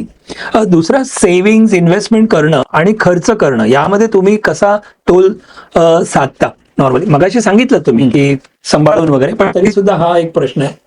C, there are certain expenses which are planned. So त्यासाठी म्हणजे काय म्हणतात, तहान लागल्यावर विहीर खोदण्यात अर्थ नाही. लक्षात ठेवा. 11th आवरला बिलकुल नाही. अगदी बरोबर. सो त्यासाठी गोल बेस तुम्हाला प्लॅनिंग करणं गरजेचं आहे. थोडंसं प्लॅन केलेलं गरजेचं आहे. इमर्जन्सीसाठी तर कंटिंजन्सी फंड असणं गरजेचं आहे. राईट. सो ह्या 2 गोष्टी फार महत्वाच्या आहेत. सो त्यासाठी जर तुम्ही राईट प्लॅनिंगनी तुम्ही इन्व्हेस्ट करत राहिलात, आणि इट नीड नॉट बी भरपूर इन्व्हेस्टमेंट एकत्र करा, त्यापेक्षा छोटी इन्व्हेस्टमेंट लॉंग टाइमला करा, it will give you better returns. आर्थिक बाबतीत तुमची सर्वात मोठी चूक कोणती होती आणि त्यातून काय शिकलात? माझे टीमनी काय काय, हो. सॉरी हा, पण म्हणजे काही उत्तरं नसतील तर बिलकुल सांगा. नाही, मी जेव्हा मी उद्योजकची सुरुवात केली हा, म्हणजे आय ऑलवेज रिपेंट तुम्ही MBA इन फायनान्स वगैरे तर तुम्ही चूक करणारच नाही. सो नाही, तसं नाहीये. असं म्हणजे लोकांना असं पण नाही. वाटतं की माझ्याकडून पण चूक होऊ शकते. म्हणजे मी जसं बोललो, जेव्हा US ला होतो आणि इक्विटी जसं बोललो इज माय पॅशन. अगदी. So I had been investing in equity for quite a long time. म्हणजे मी तिकडे दर महिन्याला मी इक्विटीमध्ये टाकायचो. ओके. पण जेव्हा आणि म्युच्युअल फंड्स मध्ये पण टाकायचो. पण जेव्हा म्हणजे सगळ्यात मोठी चूक मी अशी केली की जेव्हा मी उद्योजक सुरुवात केली आणि आता घर चालवायची वेळ जेव्हा आली, हो, तेव्हा मी माझे इक्विटी स्टॉक्स विकले. आणि ज्यावेळेला विकले मी, तेव्हा मार्केट वॉज डाऊन. कळलं? म्हणजे आज ते असते तर आज कुठल्या लेवलला गेले असे या 10 वर्षात. खरंच. दे were all blue chips. So ती एक मी रिपेंड करतो की दॅट इज मिस्टेक. नंतर मी बाय केलेच शेअर्स, पण दॅट वॉज द टाइम बरोबर. की may be I should have sold something else rather than the equity. मी फक्त ते डाऊन झाले म्हणून मी विकले. हा सगळ्यात मोठी चूक मी केली. पण त्यामधून लेसन जर आम्हाला घ्यायचं असेल तर काय घ्यायला पाहिजे? सी कधी विकायचं हे किती लोकांना समजणार पण नाही. वाढतच जातील, काही कमी येतील पण. सो हे एकतर सगळे एकत्र विकू नये. आणि मी इकडेच म्हणतो की तिकडेच तुम्हाला फायनान्शियल ऍडवायझरची गरज आहे, जो तेव्हा माझ्याकडे नव्हता. कारण तेव्हा मी स्वतःच सगळं करायचो. मी बोललो तसं फायनान्स, मी स्वतः MBA, आणि मला असं वाटलं आता काढू आणि नंतर घेऊ. पण ती वेळ आणि तेव्हा एवढं गडगडलेलं होतं मार्केट, म्हणून मी म्हटलं हे काढून टाकूया आपण. सो ही चूक झाली आणि हे इमिजिएटली आय रिअलाइज. ओके. कळलं की नाही, ही मोठी चूक आहे की आपण. मला जी आवडली तुमची गोष्ट, तुम्ही MBA इन फायनान्स, तुमचा बायोडेटा मी बघितला आणि जबरदस्त आहे.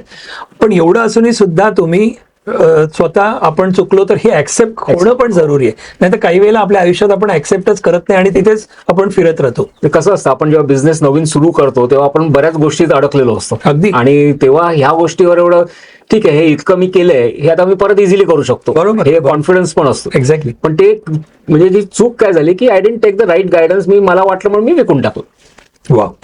एक थोडासा हेल्थ इन्शुरन्स ज्याला आपण आजकाल मेडिक्लेम म्हणतो, तर त्याच्यावरती एक प्रश्न. जसा पर्सनल फायनान्सची राऊंड आहे, तर आजच्या काळात योग्य मेडिक्लेम ऍज अ लेमॅन जर कोणाला मेडिक्लेम पॉलिसी निवडण्यासाठी तुम्ही काय सल्ला द्याल तुमच्या परीने? सी, आता हे इंडिव्हिज्युअल लेवलवर आहे, पण मला असं वाटतं की प्रत्येकाने ऍटलीस्ट 1,50 लाख ते 1 करोडचा त्यांना असणं गरजेचं आहे हेल्थ इन्शुरन्स. काय गरज असेल?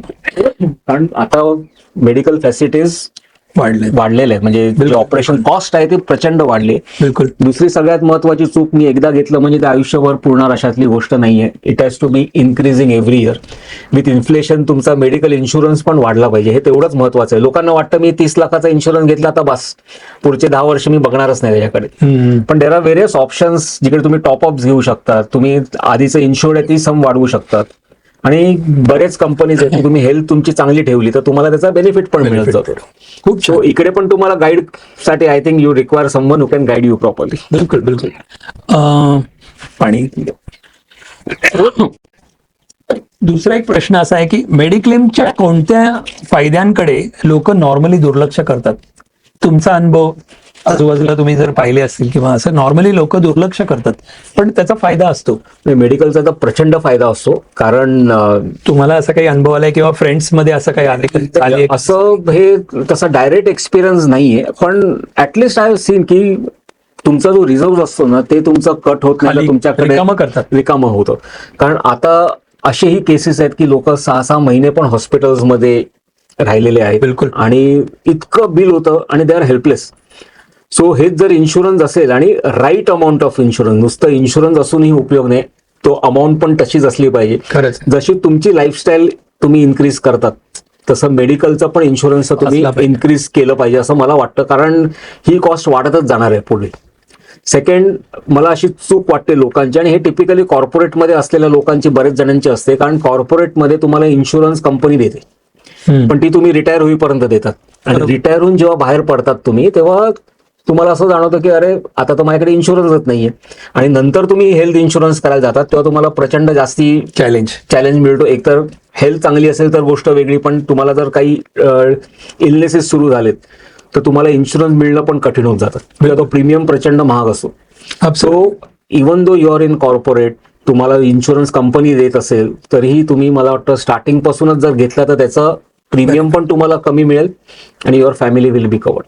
आणि याच्यात मी ऍड करू शकतो असं की आज समजा नोकरी तुम्ही करताय, कॉर्पोरेटमध्ये तुम्ही आहात, पण नॉर्मली काय होतात की जॉब्स चेंज ओव्हर किती असतात. समजा कोणाची जर एक 20-25 लाखाची 10 लाखाची जर प्लॅन पॉलिसी असेल आणि त्यांनी जर प्लॅन चेंज केला, तो प्लॅन तिथे ट्रान्सफर होत नाही. बरोबर. आणि तुम्ही इंडिव्हिज्युअल जर त्याच्यामध्ये तुमचा इन्शुरन्स नसेल, असे किती इन्सिडेन्सेस आणि त्यामध्ये कुठला एलिमेंट आला, आजकाल कमी एजला पण एलिमेंट येतात. बरोबर. तो एलिमेंट असल्यामुळे काही वेळेला मेडिक्लेम मिळायला पण त्रास होतो किंवा you are paying more. Your absolutely right. बरोबर. हा एक ह्या पॉइंटला जोडू शकतो. थँक्यू. म्हणजे पर्सनल फायनान्सचा राऊंड आपला बरा चाललाय. आशा करतो की याच्यामधून पण आपल्याला खूप काही त्यांच्याकडून ऐकायला मिळणार आणि शिकायला मिळणार. आता एक म्युच्युअल फंड्स बाबतीत, कारण लोकांना नाही, हा ट्रेंड आहे. बरोबर. तर म्युच्युअल फंडामधील बाजारातील जोखमीमुळे म्हणजे जर रिस्क आहे तर लोक, तुम्ही काय म्हणाल किंवा काय सल्ला द्याल म्हणजे म्युच्युअल फंड मध्ये इन्व्हेस्ट करायला? तसं इक्विटीमध्ये सांगितलं तसंच आहे, तसाच हा प्रश्न आहे. मला असं वाटतं ज्यांना मार्केटचं नॉलेज नाहीये, ज्यांना शेअर्स आणि नॉलेज नाहीये, त्यांनी म्युच्युअल फंड्स मध्ये इन्व्हेस्ट करणं सगळ्यात उत्तम. रिस्क कमी आणि सेकंड, मी सारखं बोलतो की सातत्य महत्वाचं आहे. कारण तुम्ही जर इन्व्हेस्ट रेग्युलरली केलं नाही तर त्याचा व्हॅल्यू नाही. लोक काय करतात की अरे मार्केट डाऊन झालं, मी आता इन्व्हेस्टच करायचं थांबतो. असं नाहीये. दॅट इज म्हणजे there is a theory called as contrarian theory which says की जेव्हा लोक घाबरतात that is the right time to buy. बरोबर. आणि हे म्युच्युअल फंडने इझिली शक्य होत जातं. कारण तुम्हाला जर उलट यू शुड बी हॅपी, जर मार्केट डाऊन आहे आणि तुम्ही इन्व्हेस्ट करतायत तर तुम्हाला सेम प्राइस मध्ये जास्त युनिट्स मिळणार. Over a period of time it will give you good benefits. So mutual funds म्हणजे ज्यांना शेअर मार्केट येतं किंवा नाही येत, हे तर सुरू केलंच पाहिजे. म्हणजे त्याच्या बदली there is no other option like mutual funds, हे मला असं वाटतं. खूप छान. या संदर्भात एकच शेवटचा पॉइंट आहे विचारायचा आहे की SIP आजकाल खूप फॅशनमध्ये आहे, जोरामध्ये आहे, प्रत्येक घराघरामध्ये आणि ऍडव्हर्टाईज, आणि खरंच त्याचा बेनिफिट पण आहे. पण या बाबतीत लोकांना तुम्ही काय सांगाल, तुमचा अनुभव SIP च्या बाबतीत लोकांनी काय करायला पाहिजे? SIP does wonders. म्हणजे त्याबद्दल हुकूमतच नाहीये. फक्त एवढंच आहे मी, आणि दोन गोष्टी मी सारख्याच म्हणतोय की you should have the right person to guide you. कारण म्युच्युअल फंड्स पण बऱ्याच प्रकारचे आहेत, बऱ्याच कंपनीज आहेत. आपण कुठे इन्व्हेस्ट करणं हे फार कमी जण असे असतात की ज्यांना स्वतःहून ते कळू शकतं. सो आपण अशाच व्यक्तीला अप्रोच केलं पाहिजे की ज्याला ह्याचं ज्ञान आहे आणि जो तुम्हाला राईट गायडन्स देऊ शकतो. बरोबर. आणि नुसतंच गायडन्स नाही, समजा हा बरोबर चालत नाहीये तर कुठे स्विच केलं पाहिजे जेणेकरून आपल्याला सगळ्यात जास्ती बेनिफिट मिळू शकतं. सो हे फार महत्वाचं आहे की आपल्याला हे मॉनिटरिंग जर स्वतःहून करता येत नसेल तर कोणाला चांगल्या व्यक्तीला भेटून त्याच्याकडनं ऍडवाइस घ्या. So nice. Thank you so much. जीवन विमा मी तिन्ही एकदम वाचतो. 3 प्रश्न त्यांनी काढलेत. जीवन विमा का गरजेचा आहे विशेषतः तरुणांसाठी अकॉर्डिंग टू यू? हा पहिला प्रश्न. म्हणजे एकाच वेळेला उत्तर तुम्ही देऊ शकता. जीवन विमा खरेदी करताना लोक कोणत्या चुका करतात, जसं मेडिक्लेम बाबतीत म्हटलं तसं इकडे काय, आणि त्या टाळण्यासाठी तुम्ही काय सल्ला द्याल? म्हणजे आजूबाजूला कळलं असेल एखादा जर इन्सिडेन्स या बाबतीत जर तुम्हाला माहिती असेल की नाही या गोष्टीने बघा असा एकाला फायदा आला, मला मित्र, you can tell that also. तर हे 3 प्रश्न आहेत आणि मग आपला ही पर्सनल फायनान्स राऊंड संपेल. तर प्लीज. आय थिंक मला असं वाटतं की सगळ्यात महत्वाची जी इन्व्हेस्टमेंट आहे ही नेहमी हेल्थ इज द फर्स्ट, कारण ते जगताना आपल्याला लागते. Second is life insurance, especially जेव्हा तुमची फॅमिली असते टू टेक केअर ऑफ. तुमचे पॅरेंट्स असू शकतात ओल्ड किंवा तुमची वाईफ, मुलं लहान असताना. हा life insurance is like your काय म्हणतात ना फॉलबॅक ऑप्शन. आणि इकडे जर तुम्ही इन्व्हेस्ट केलं, उद्या काही झालं तरी there is something to take care. So life इन्शुरन्सला देर इज नो कॉम्प्रोमाइज. मी म्हणतो की म्युच्युअल फंड्स तुम्ही थोडं नंतर करू शकतात, पण पहिल्यांदा. आणि लाईफ इन्शुरन्स मध्ये आता नवीन प्रोडक्ट्स बरेच आलेले आहेत. पूर्वी सगळे वेगळ्या प्रकारचे घ्यायचे आहेत. आता term insurance I think it is the cheapest form of insurance. So there can be 2 things which are there. One is term, other is you can do it in mutual funds for investment purpose. अगदी बरोबर. So ह्या 2 गोष्टी जर तुम्ही केल्यात आणि तुम्ही लवकर सुरू केलं तर तुमचा प्रीमियम फार कमी राहतो.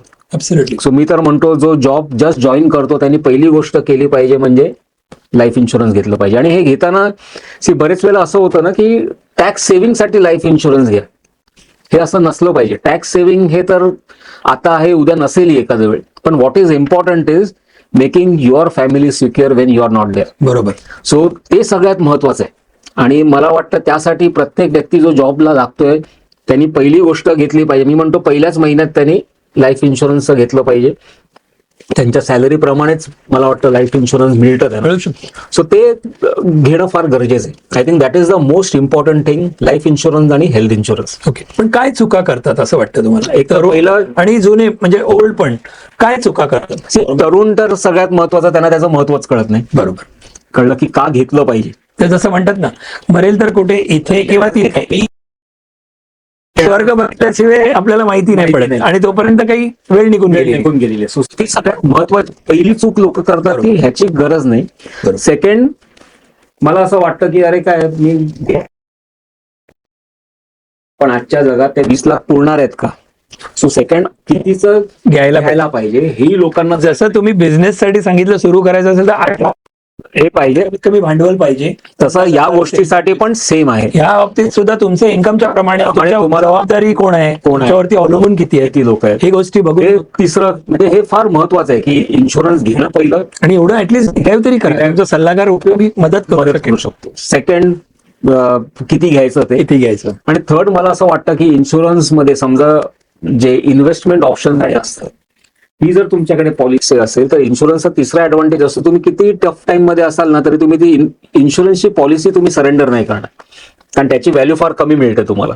सो ती आयुष्यभर बाकी किती असेल तरी इन्शुरन्सचा प्रीमियम तुम्ही पे करत राहाल. म्युच्युअल फंड तुम्ही इझिली काढू शकता. बरोबर, बरोबर. कळलं? आज तुम्ही सांगा काढा तर तुम्ही तिसऱ्या दिवशी तुमच्या बँकमध्ये पैसे येतील. So there is a ease of liquidity. Exactly. So त्यामुळे ते निघू पण शकतात. बरोबर. So even though term insurance तुम्ही घेतात, पण त्याप्रमाणे थोडीशी इन्व्हेस्टमेंट मी म्हणतो तुम्ही अशा इन्व्हेस्टमेंट थ्रू इन्शुरन्स मध्ये पण घेतलं पाहिजे की which is tough to remove. मी असं म्हणत नाही सगळं टाकलं पाहिजे, त्यासाठी परत गाईड्स असतात चांगले हु कॅन हेल्प यू. पण फक्त टर्म आणि mutual fund it should not be. असं मला असं वाटतं की थोडंसं एन्डॉमेंट साईड किंवा त्या साईडला पण लोकांनी थोडं घेतलं पाहिजे. बरोबर. आणि it is not easily liquidate करू शकत नाही, ती राहतेच. ऍब्सोल्युटली. म्हणजे तुम्ही नॉर्मली इथे कधी कधी आम्ही सांगतो तसं की नॉर्मली इक्विटी आणि डेट करतो आपण. बरोबर ना, सीसॉ सारखं आहे. तर तुम्ही डेट मध्ये समजा 100 रुपयापैकी 20 रुपये टाकत असाल, म्हणजे एफडी करतो आपण किंवा काही, तर ते ह्याच्यामध्ये सुद्धा तुम्ही एक 10 रुपये तरी टाकू शकता. 10% ते 20% तुमच्या पूर्ण सेव्हिंगच्या बजेटच्या. पूर्ण नको टाकूत, बाकी तर SIP वगैरे बेस्ट आहेत, कारण रिटर्न्स देणार. आणि नॉर्मली हा मी बघितलंय, हा एक्सटेंडेड प्रश्न आहे की इन्शुरन्स हे इन्व्हेस्टमेंट समजतात. बरोबर. पण insurance is not actually investment, it is a fallback of तुम्ही नसताना तुमची काळजी घेणं. एक्झॅक्टली. तुमच्या फॅमिलीची व्हॉट इन्शुरन्स इज. बरोबर. आपण जसं म्हणतो ना की आपण याचा रिटर्न काय मिळत नाही, याचा रिटर्न. टर्म इन्शुरन्स लोक म्हणतात रिटर्न नाहीये. मी म्हणतो यू शुड बी हॅपी की तुम्हाला रिटर्न नाहीये. कळलं? खरंच रिटर्न आलं तर तुम्ही नसणार इकडे, ते एन्जॉय करा. तुम्हीच नसणार ते एन्जॉय करायला. फॅमिली तुमच्यावरती रिस्पॉन्सिबल आहे किंवा जबाबदारी तुमच्यावरती असेल.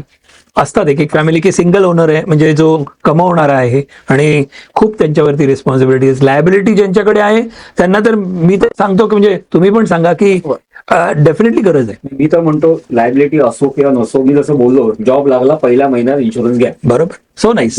आणि लाईफ सुपर. मस्त.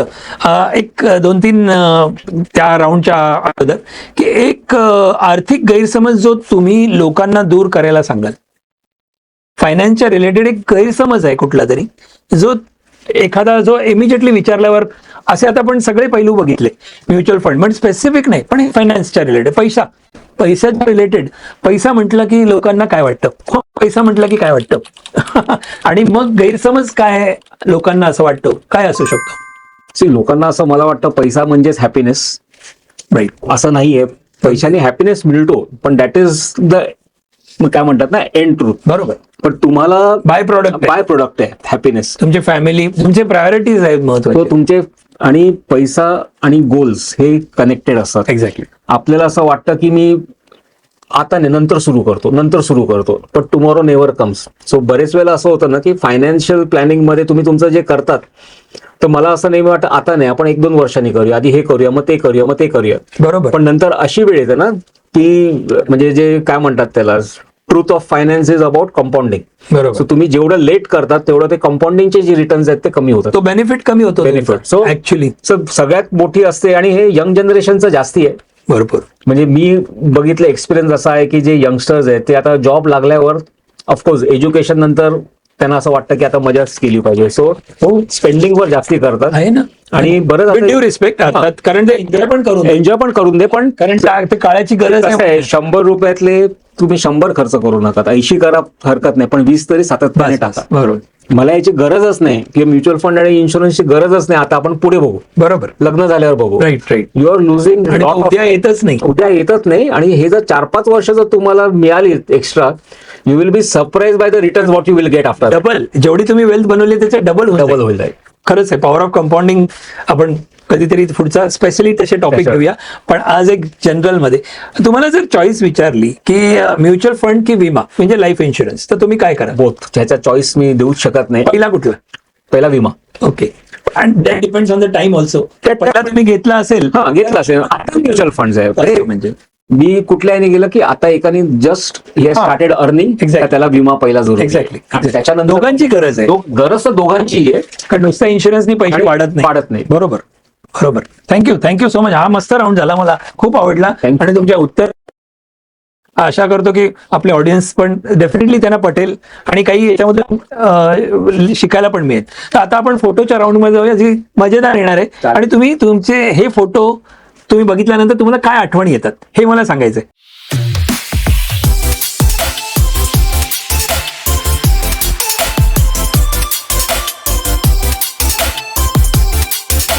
मी उद्योजक. ओके, काय सांगाल? पहिला फोटो. हा फोटो विषयी बघितल्यावर काय वाटतं? हा तुम्ही दररोज बघत असाल? दररोजच बघतो. तुमचं मला वाटतं डीपी आहे का?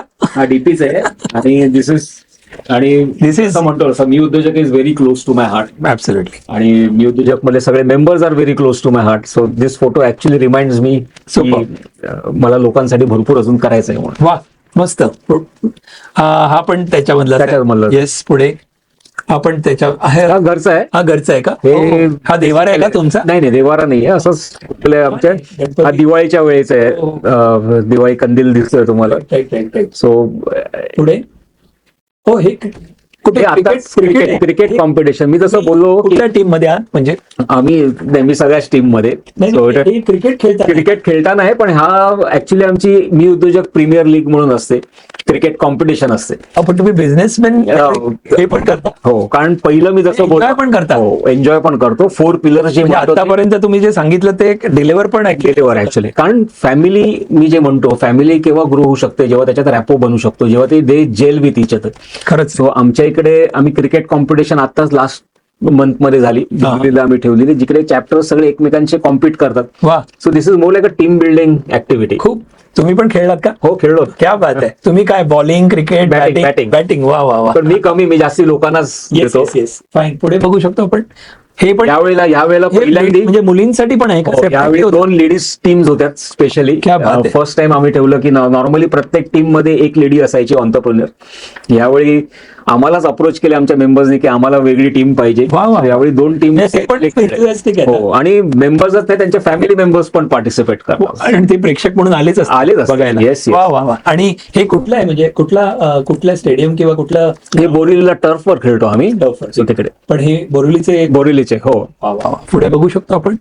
हे कुठलं आहे तुमच्या? कुठलं तरी? हा बोरिवली चॅप्टरचाच आहे. हे आम्ही दर आठवड्याला जो चांगलं प्रेझेंटेशन देतात, जे लोक चांगलं ग्रूम होतात, त्यांना आम्ही सर्टिफिकेट्स देतो. अच्छा. हे एव्हरी वीक असतं ते प्रत्येक चॅप्टरला. ओके. पुढे हा धमाल इव्हेंट होता. मी बिझनेस पण करताय आणि धमाल पण करतात. कारण हे फार गरजेचं आहे, एकत्र येणं फार. मी बघितलं नाही कधी. आणि दुसरं म्हणजे सगळ्यात महत्वाचं का ह्याची गरज आहे सांगतो, म्हणजे कुठून सुरुवात झाली हे सांगतो. जेव्हा कॉर्पोरेटला असतो आपण, मी जेव्हा पटणीला होतो तेव्हा 98ला मी जॉईन झालो, आणि तेव्हा त्यांचं पहिला annual day was in Centaur.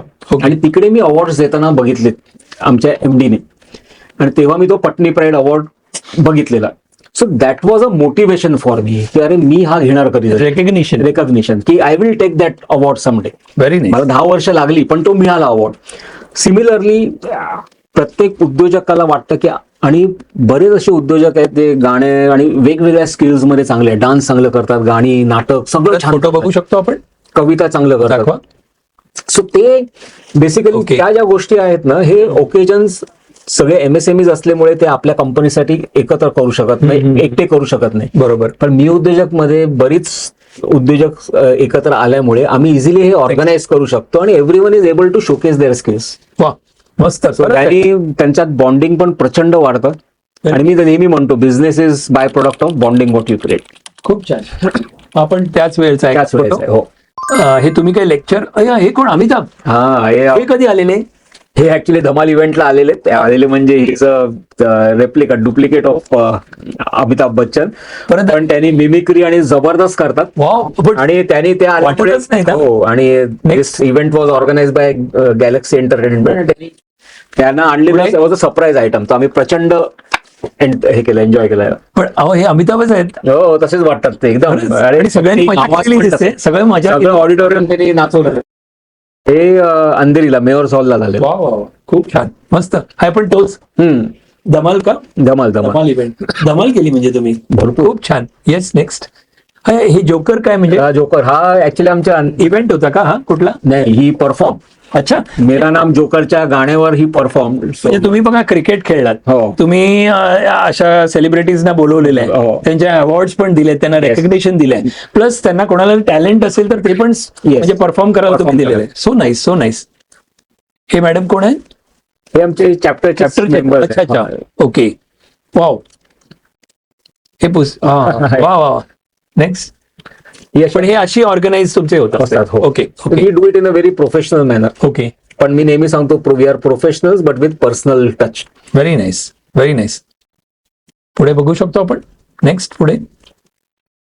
हो, तुम्ही पण नेहमी असता की काही चॅप्टर्स ना मी व्हिजिट असते. महिन्यातून 1-2दा तरी जातो. How to grow. Okay. Help each other to grow together. Okay, छान. अच्छा, तुम्ही पेट पण ठेवता का? नाही, हा माझा पेट नाहीये, पण इट वॉज मला कुत्र्यांची फार आवड आहे. म्हणजे पेटचीच आवड आहे. आणि it was a very nice dog. एकदम ह्यूज होता हा. काय नाव होतं? मी तुमच्या फेसबुक वरती बघितलं. आणि तो इतका मस्त राहिला पण माझ्या बरोबर. तर I really enjoyed that moment with him. मस्त मस्त. खूप छान. ओके. So nice. हा, leisure time. This is with my friends, school friends. म्हणजे असे रियुनियन वगैरे असे प्रोग्राम पण अटेंड करता. म्हणजे आम्ही नेटवर्किंगच आहे ते पण. नेटवर्किंग. 31 डिसेंबरला आम्ही गेले. मला वाटतं 1986 पासून अजूनपर्यंत. जेव्हा युएसला होतो ती वर्ष नाही. खूप छान. पण नाहीतर एव्हरी इयर. पहिल्यांदा आम्ही एकटे होतो, मग विथ वाईफ होतो, आता विथ चिल्ड्रन. Wow, great. खूप छान. मस्त. हे कुठे? हा, हे आमच्या म्हणजे शरण्याच्या आजोळी वेंगुर्ल्याला. वा वा वा. सो ऍक्च्युअली बागेमध्ये आहात तुम्ही? ऍक्च्युअल बागेत त्यांची बागच आहे. काय आंबे आहेत. मस्त, भरपूर. खूपच छान. हे फ्रेंड्स बरोबर फ्रेंड्स आहेत. एकाचं बंगला आहे भीमाशंकरला, तिकडे आम्ही गेलेलो. ही माझी फॅमिली. वाव. लग्नाला आम्ही गेलेलो एकत्र. खूप छान, खूप छान. मस्त. आमच्या best wishes. Thank you very much. US मध्ये डिझनीलँडला मिकी माऊस बरोबर. ओके. हे कुठल्या इयरला असेल? हे साधारण 2006. हो, ग्रेट. मस्त. Universal studios. फुल एन्जॉय केलं भरपूर. मस्त. हे पण तुम्ही करता? हो, हे पण करतो. म्हणजे तुम्ही ऑलराऊंडर दिसतात असे नाही आहात. म्हणजे तुम्ही एवढं सायलेंट वाटत, पण बघा adventure. You should enjoy your life also. म्हणजे मला असं वाटतं की प्रत्येक गोष्ट एन्जॉय केली पाहिजे. पॅशन आहे ते लीड केलं. खरंच. पण हा पैलू पण बघायला मिळाला. So nice, so nice. पण एन्जॉय केलं. भीती वाटते? नाही, अजिबात नाही. मस्त. Wow, great. सुंदर. Thank you very much. सगळ्या मेमरीज डाऊन द लाईन. आपला ऍब्सोल्युटली. खूप छान, खूप छान. आता आपण बस शेवटच्या राऊंडकडे जाऊया. काही प्रश्नच उरलेत. पण आतापर्यंतच्या इंटरव्ह्यू मध्ये मला स्वतःला खूप काही ऐकायला मिळालं, शिकायला मिळालं, जे काहीतरी नाविन्याने असते. खूप गोष्टी ऐकलेल्या असतात, पण प्रत्येकाच्या हॉर्सेस माउथ आपण म्हणतो, प्रत्येकाचा एक पैलू असतो. त्यांच्या तोंडून ऐकणं हे लेसन्स आहेत. सो आय थिंक आम्ही हा जो एपिसोड करतोय, पॉडकास्ट करतोय, तर लोकांना पण खूप शिकायला मिळेल. थँक्यू. आणि तुमच्या पुढच्या त्या 10X विषयी पण आपल्याला बोलायचं, पण त्याच्या अगोदर काही शेवटच्या राऊंड मधले प्रश्न आपण घेऊया. प्रेक्षकांसाठी तुमचं एक महत्वाचा संदेश काय असेल? आमचे प्रेक्षक बघतायत आतापर्यंत आपण वेगवेगळ्या विषयांवरती बोललो, पण तरी तुमचा एक पॉडकास्ट झाला, पण पॉडकास्टच्या माध्यमातून तुम्ही आला, थँक्यू. पण आमच्या प्रेक्षकांना काय सांगाल? मी एवढंच सांगतो की आपला इंडिया आहे, it is ready to take the biggest leap. आणि उद्योजकतेकडे या. डिफिकल्ट नाही आहे ते. जर तुम्हाला चांगली मार्गदर्शन मिळालं आणि चांगली संगत मिळाली उद्योजकांची, तर तुम्ही you can achieve your dreams. फक्त करताना स्वतःचे फायनान्सेस सांभाळून या, सो दॅट तुम्हाला फायनान्समुळे तुम्ही परत जॉबला जाल असं होता कामा नये. सो मला ते असं वाटतं की आता this is the right time to start something of your own. आणि तुम्ही एक गोष्ट सांगितली ती 3 रूल पैकी की साईड इन्कम, एक सेकंड इन्कम तरी पाहिजे. बरोबर. जे कोविड मध्ये खूप लोकांना कळलं. आणि एकावरती डिपेंड राहू नका. सो इव्हन कॉर्पोरेटमध्ये असेल तरी you should think about side hustle. भले छोटा असेल पण छोटा असेल. You should have. शनिवार रविवार मिळतात लोकांना, मेक यूज ऑफ इट. बिलकुल. टेक्नॉलॉजी एवढी वाढली आहे. टेक्नॉलॉजी आणि टेक्नॉलॉजीमुळे जग हे तुमचं मार्केट बनू शकतं. ट्रू. सो नक्की या उद्योजकतेत या. We are there to support you. So nice. तुमच्याशी संपर्क कसा साधायचा किंवा तुमच्या प्रवासाबद्दल अधिक जाणून घेण्यासाठी मार्ग काय आहे? छान प्रश्न काढलाय आमच्या टीमनी. हो. थँक्यू. येस. सो माझा फोन नंबर तुम्ही देऊ शकतात ऍट द एंड. चालेल. येस. ओके चालेल. मी जसं म्हणतो, helping entrepreneurs is my passion. True. आणि इव्हन वेबसाईटवर पण मीउद्योजक.com वर मी माझ्या टीमचा नाही, माझ्या स्वतःचा नंबर टाकलाय. 10x टास्कवर पण माझ्या स्वतःचा नंबर टाकलाय. काय बात. कारण मला असं वाटतं की म्हणजे उद्योजकांना हेल्प करणं हेच माझा मोटो आहे. सो कोणीही कधीही कॉल केला, of course in the right time frame, I am there to support you all. So nice. शेवटच्या प्रश्नाच्या अगोदर जसं आपण म्हटलं की 10x टास्क हा CRM सॉफ्टवेअर तुम्ही, CRM नाही, it's a team management software. मी शब्द चुकलो, सॉरी. तर मी तर यूज करतोय आणि मला त्याचा बेनिफिट आहे. पण मी जर सांगितलं तर प्रेक्षकांना वाटेल की आपण एक मार्केटिंग करतोय, पण ही मार्केटिंग नसून तुम्ही याविषयी आपण एक साधारण 2-4 प्रश्न घेऊया, जे असे की ह्याची सुरुवात पहिली तुम्हाला, जसं मी उद्योजकचं झालं तसं ही सुरुवात तुम्हाला कधी आली? म्हणजे तुमच्या मनामध्ये बाबा हे सुरू करायचं का वाटलं तुम्हाला? याची सुरुवात म्हणजे पाणी घ्या. मी उद्योजक थ्रूच रेफरन्स मला हा मिळाला ऍक्च्युली. अच्छा. सो मी उद्योजक कडनं मला एकाला रेफरन्स मिळाला की मला एक साधा टास्क मॅनेजमेंट टूल करायचा. नाव नाही घेतलं तरी तो टास्क मॅनेजमेंट टूल करायचा आहे. त्या व्यक्तीसाठी मी बनवलं आणि ते चांगलं चाललं. मला टेस्टिमोनियल त्यांनी US पाठवलं. आणि सो मला असं वाटलं की ह्या गोष्टीचा उपयोग सगळ्या उद्योजकांना गरजेचा आहे. ट्रू. कारण महत्वाचं काय असतं, मी स्वतः G6 सिग्मा ग्रीन बेल्ट आहे आणि मला असं वाटतं की प्रोसेस ओरिएंटेड जर तुम्ही असाल तर सक्सेस जास्ती वेळ राहतो. आणि कुठल्याही बिझनेससाठी 2 गोष्टी गरजेच्या असतात बिझनेस वाढवण्यासाठी. एक तर न्यू बिझनेस, जो म्हणजे आपल्याला नवीन लोकांना अप्रोच करून घ्यायचा आहे, आणि सेकंड इज एक्झिस्टिंग कस्टमर्स कडनं. ऍब्सोल्युटली. आता एक्झिस्टिंग कस्टमर्स कडनं बिझनेस केव्हा येऊ शकतो आपल्याला चांगला, जेव्हा तुमचे सर्व्हिसिंग, तुमची क्लायंट सर्व्हिसिंग टॉप होऊ शकते. ट्रू. आणि क्लायंट सर्व्हिसिंग टॉप केव्हा होऊ शकते, जेव्हा तुमचे प्रोसेसेस आर इन प्लेस, जेव्हा तुम्ही नसतानाही तुमची ऑर्गनायझेशन, तुमची टीम परफेक्टली क्लायंटला हँडल करू शकतात, तेव्हा रेफरन्सेस आर ऑटो जनरेटेड आणि त्यांनी बिझनेस वाढू शकतो. सो सगळ्यात महत्वाचं जे आहे 10x task is the process what you can create in your organisation. Okay. प्रत्येक छोट्या गोष्टींसाठी तुम्ही प्रोसेस बनवू शकतात, ऑटोमेशन करू शकतात. आणि जे रिपोर्टिंग असतं, सो जेव्हा तुमच्या टीमला मॉनिटर करायचं आहे, that to on a live basis, की आजच्या वेळी कुठचं काम झालं कुठचं नाही, ह्याने त्यांची प्रोडक्टिव्हिटी पण प्रचंड वाढते. सो ह्या सगळ्या गोष्टींसाठी 10x चा उपयोग होतो. पण हे बेसिकली कोणी घ्यायला पाहिजे किंवा कोण घेऊ शकतं? ह्याची कॉस्ट वगैरे खूप असेल? नाही, काहीच नाहीये. Cost is very. सुरुवात मी आता बिझनेस केलाय त्यांनी पण घेऊ शकतो. त्यांनी पण घेऊ शकतो. फक्त त्याचं ideally it is for team size of say 3 people to 100 people. क्या बात आहे. म्हणजे मी सुरुवात जरी बिझनेस केला असेल, 1 वर्ष 2 वर्ष झाली, तर म्हणतो सुरुवातीला तर आणि महत्वाचं आहे, कारण तुम्ही सिस्टम जर आधीच आणलात, तुमचा ग्रोथ विल बी. तुम्ही हेल्प करू शकाल जर कोणाला पाहिजे असेल तर? तुमची टीम आमची हेल्प करते. आणि मी जसं बोललो तसं भारताच्या 24 राज्यात आमचे कस्टमर्स आहेत. काय म्हणतात? वेगवेगळ्या फील्ड मधले, म्हणजे फायनान्शियल फील्ड मध्ये आहे. आताच हल्ली अंधेरीच्या एका हॉस्पिटलने घेतलं. अच्छा. चार्टर्ड अकाउंटंट्स आहेत, कंपनी सेक्रेटरीज आहेत, इंटिरियर डिझायनर्स आहेत. सो कुठलाही ऑन्टरप्रेन्युअर ज्याची 3 जणांची टीम आहे आणि ज्याला वाटतं की आपण प्रोसेस आणली पाहिजे ऑर्गनायझेशन मध्ये, करू शकतो. ते करू शकतो. आणि फ्रेंड्स, मी एवढं सांगू शकतो की मी कारण हे वापरतोय, मला माहिती आहे त्याचा उपयोग किती आहे. पण हा मोबाईलवरती पण तुम्ही ऑपरेट करू शकता. तुम्ही डेस्कटॉप, तुमचा PC असेल त्याच्यावरती पण ऑपरेट करू शकता. तुमचा iPad असेल त्याच्यावरती पण ऑपरेट करू शकता. तुम्ही जगाच्या कुठल्याही कोपऱ्याला 24 तासापैकी 24/7 तुम्ही ऑपरेट करू शकता. मी आता पण, मला एखादं नाव समजलं, त्यांचा नंबर आपण नॉर्मली असं लिहितो, पण त्याच्यामध्ये लिहिल्यानंतर सगळं प्रोसेस, त्यांना कॉन्टॅक्ट कधी करायचं, काय असेल सगळं तुम्ही टाकू. पण ह्याच्यासाठी नॉर्मली त्यांनी कुठली गोष्ट पाळायला पाहिजे? एक्झाम्पल सगळ्यात एकच गोष्ट, कारण असं 10x वरती एक वेगळा विषय होऊ शकतो, वेगळा पॉडकास्ट होऊ शकतो. ऍक्च्युली सगळ्यात महत्वाचं म्हणजे as a owner you should use it first. त्याला तुम्ही जर इम्पॉर्टन्स दिलात तरच तुमची टीम ती फॉलो करणार. कळलं. आणि जर ओनर प्रोसेस ओरिएंटेड नसेल तर टीम कधीच प्रोसेस ओरिएंटेड बनू शकत नाही. ट्रू. सो हे फार महत्वाचं आहे. जिकडे जिकडे सक्सेस झाले इम्प्लिमेंटेशनचे तिकडे सगळ्यात महत्वाचा जो ओनर आहे हा स्वतः प्रोसेस ओरिएंटेड आहे. ट्रू. सो प्रोसेस ओरिएंटेड राहणं फार गरजेचं आहे. ऍब्सोल्युटली. आणि हा वर्क इन मी जसं बोललो जी 6 सिग्मा ग्रीन बेल्ट आहे. मोटरोला 6 सिग्मा इन्व्हेंट केलं आणि जीच्या जॅकवेल्सनी ते वेगळ्या लेवलला घेऊन गेलं. आणि Right. सगळ्यात महत्वाचं आहे की प्रोसेस. So nice. हे कधीपासून सुरुवात झाली आपली 10X ची? 2018 साली सुरुवात झाली. ओके. आणि ऍक्च्युअल प्रॉपर मार्केटिंग आम्ही 2021 पासून चालू केलं. Yes. पण याचे व्हर्जन्स आता जो कोण घेईल त्याला म्हणजे आणि सगळ्यात महत्वाचं अजूनपर्यंत गेल्या 6 वर्षात आम्ही प्राइस पण सेमच ठेवली. खूप आनंदाची गोष्ट आहे. We are not increase the price. Yes. आणि we take pride in our servicing.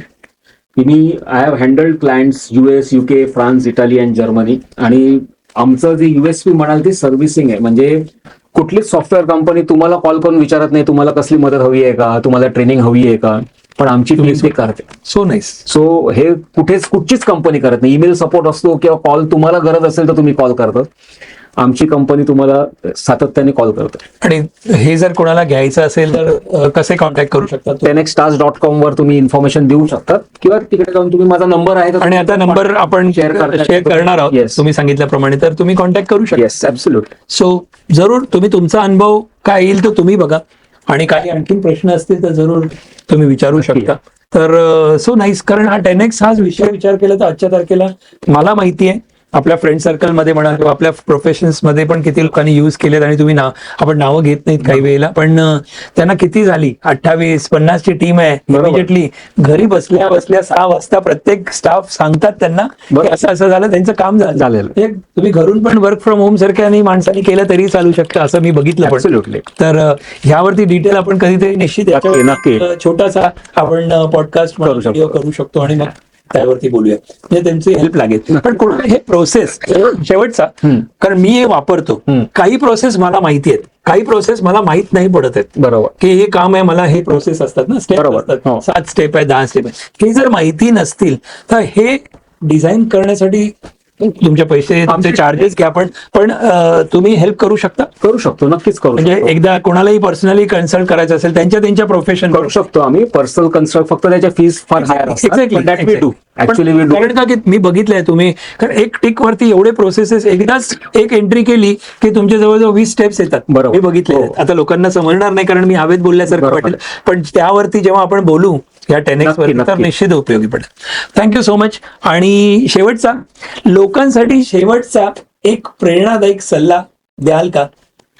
तुम्ही मगाशी सांगितलं, पण ओव्हरऑल या पॉडकास्टच्या माध्यमातून आमच्या व्ह्युअर्ससाठी ज्या सल्ल्याने माझं आयुष्य बदललं तोच देतो मी परत. येस. की if you want to be successful in your life, make enough people successful in their life. So I think यांनी सगळ्यांनाच आपण एकमेकांना मदत करून आणि कॉन्ट्रीब्युट टुवर्ड्स युअर कंट्री. प्रत्येक गोष्टीला फॉरेनच पाहिजे असं नाहीये. Foreign companies, we are also strong enough to do anything we want. India is growing. India is growing. आपलं नाव टॉप वरती येणार आहे. ऍब्सोल्युटली. आणि प्रत्येक व्यक्तीमुळे आणखीन ते वरती चांगल्या रूपाने जाईल. नक्कीच. डेफिनेटली. So nice. आणि आमच्यासाठी काय, तुम्हाला आमच्या इथे येऊन कसं वाटलं? म्हणजे तुमचा अनुभव मी मगाशी रेकॉर्ड करू शकलो नाही, पण तरी सुद्धा तुम्ही पहिल्यांदा आलात तिकडे आणि आता स्टुडिओमध्ये आल्यावर मला मी एकदम मस्त स्पा सारखं फिलिंग आलं. तो जो कुठल्याही बोललो फ्रॉम द डिफ्युजर आम्ही लावलेला, तो अरोमा जो होता हा टिपिकल स्पाला जो असतो तसा होता. Very relaxing. आणि कुठल्याही इंटरव्ह्यूला तुम्ही जर रिलॅक्स्ड असाल तर तुमचा इंटरव्ह्यू पण छान जातो. The way you conducted the interview, मला वाटलंच नाही की इंटरव्ह्यू घेतायत. हो, मला पण असं वाटलं गप्पा मारतोय आपण. आणि जे सेटअप केलंय तुम्ही, हा म्हणजे इट इज ऍब्सोल्युटली ग्रेट आणि इट इज मॅनेज व्हेरी वेल. आणि आय एम रिअली हॅपी की your family is also supporting in doing the podcast. Absolutely. Editing आणि सगळं आम्हाला हेल्प करणारे आहेत. आमची टीम बॅक टीम आहे जबरदस्त. चांगला इनिशिएटिव्ह आहे. इट इज नॉट ओनली म्हणजे पुढे तुमचे एपिसोड्स आता यायची वाट बघतो मी, पण स्वतः वाट बघतो. बाकीचे लोक पण जी येतील त्यांच्याकडनं मलाही शिकायला नक्कीच मिळेल. जरूर. एपीएन शो साठी सबस्क्राईब करण्यासाठी आणि जरूर तुमचा व्हिडिओ बघण्यासाठी नक्की एक मेसेज द्या, म्हणजे तो नक्कीच करा. एपीएन. आणि it is not only about the APN show. Subscribe to it. It is not only about me. It is of आता अजूनपर्यंत आलेली लोक आणि ह्याच्या पुढे येणारी लोक, मी मगाशी बोललो, प्रत्येक व्यक्ती ही एका पुस्तकासारखी असते आणि पुस्तकातून शिकण्यासारखं भरपूर असतं. मगाशी पण मी बोललो की चांगल्या पुस्तकाची संगत असणं फार गरजेचं आहे, to come out of everything. आणि हिअर द एपीएन शो हे तुमच्यासाठी ही ऑपॉर्च्युनिटी घेऊन येत आहेत. सो सबस्क्राईब करा सो दॅट पुढच्या एपिसोडसाठी पण तुम्हाला नोटिफिकेशन येतील. म्हणून थँक्यू व्हेरी मच. थँक्यू. आणि आपला एपिसोड, तुमचा एपिसोड बघायला सांगा. येस, माझा पण एपिसोड बघा, मला आवडेल. आणि आणि कमेंट्स नक्की द्या, कसं वाटलं तुम्हाला. मी फार मनापासून बोललोय, from my heart. It is काय म्हणतात ना, स्ट्रक्चर्ड इंटरव्ह्यू नव्हता, it is just we spoke. आणि मी पण म्हटलं प्रोफेशनल जर्नलिझम मध्ये काही मी नाहीये, पण जस्ट मला जे वाटले, आमच्या टीमनी काढले प्रश्न, आणि आज खरं सांगतो, मनापासून सांगतो, असं आपण ओळखतोय काही खूप वर्षापासून, पण ह्यावरती असं डिटेल कधी बोलणं नाही झालं आणि होत नाही नॉर्मली. बरोबर. मित्रांनो, तुम्ही पण समजू शकता की अशा खूप गोष्टी आहेत जे मी शिकलोय आणि तुम्ही पण या अख्ख्या एपिसोड वरून शिकला असाल. तर जरूर सबस्क्राईब करा, लाईक करा, तुमच्या फ्रेंड्स आणि नातेवाईकांना जरूर शेअर करा, आणि तुमचे व्हॅल्युएबल कमेंट्स आजच्या एपिसोडवरशी काय वाटलं, कसं वाटलं, चांगलं काही असेल मत तुमचं, प्लीज द्या. तुमचे व्हॅल्युएबल मतं आम्हाला पाहिजेत. नक्की. थँक्यू. Thank you so much.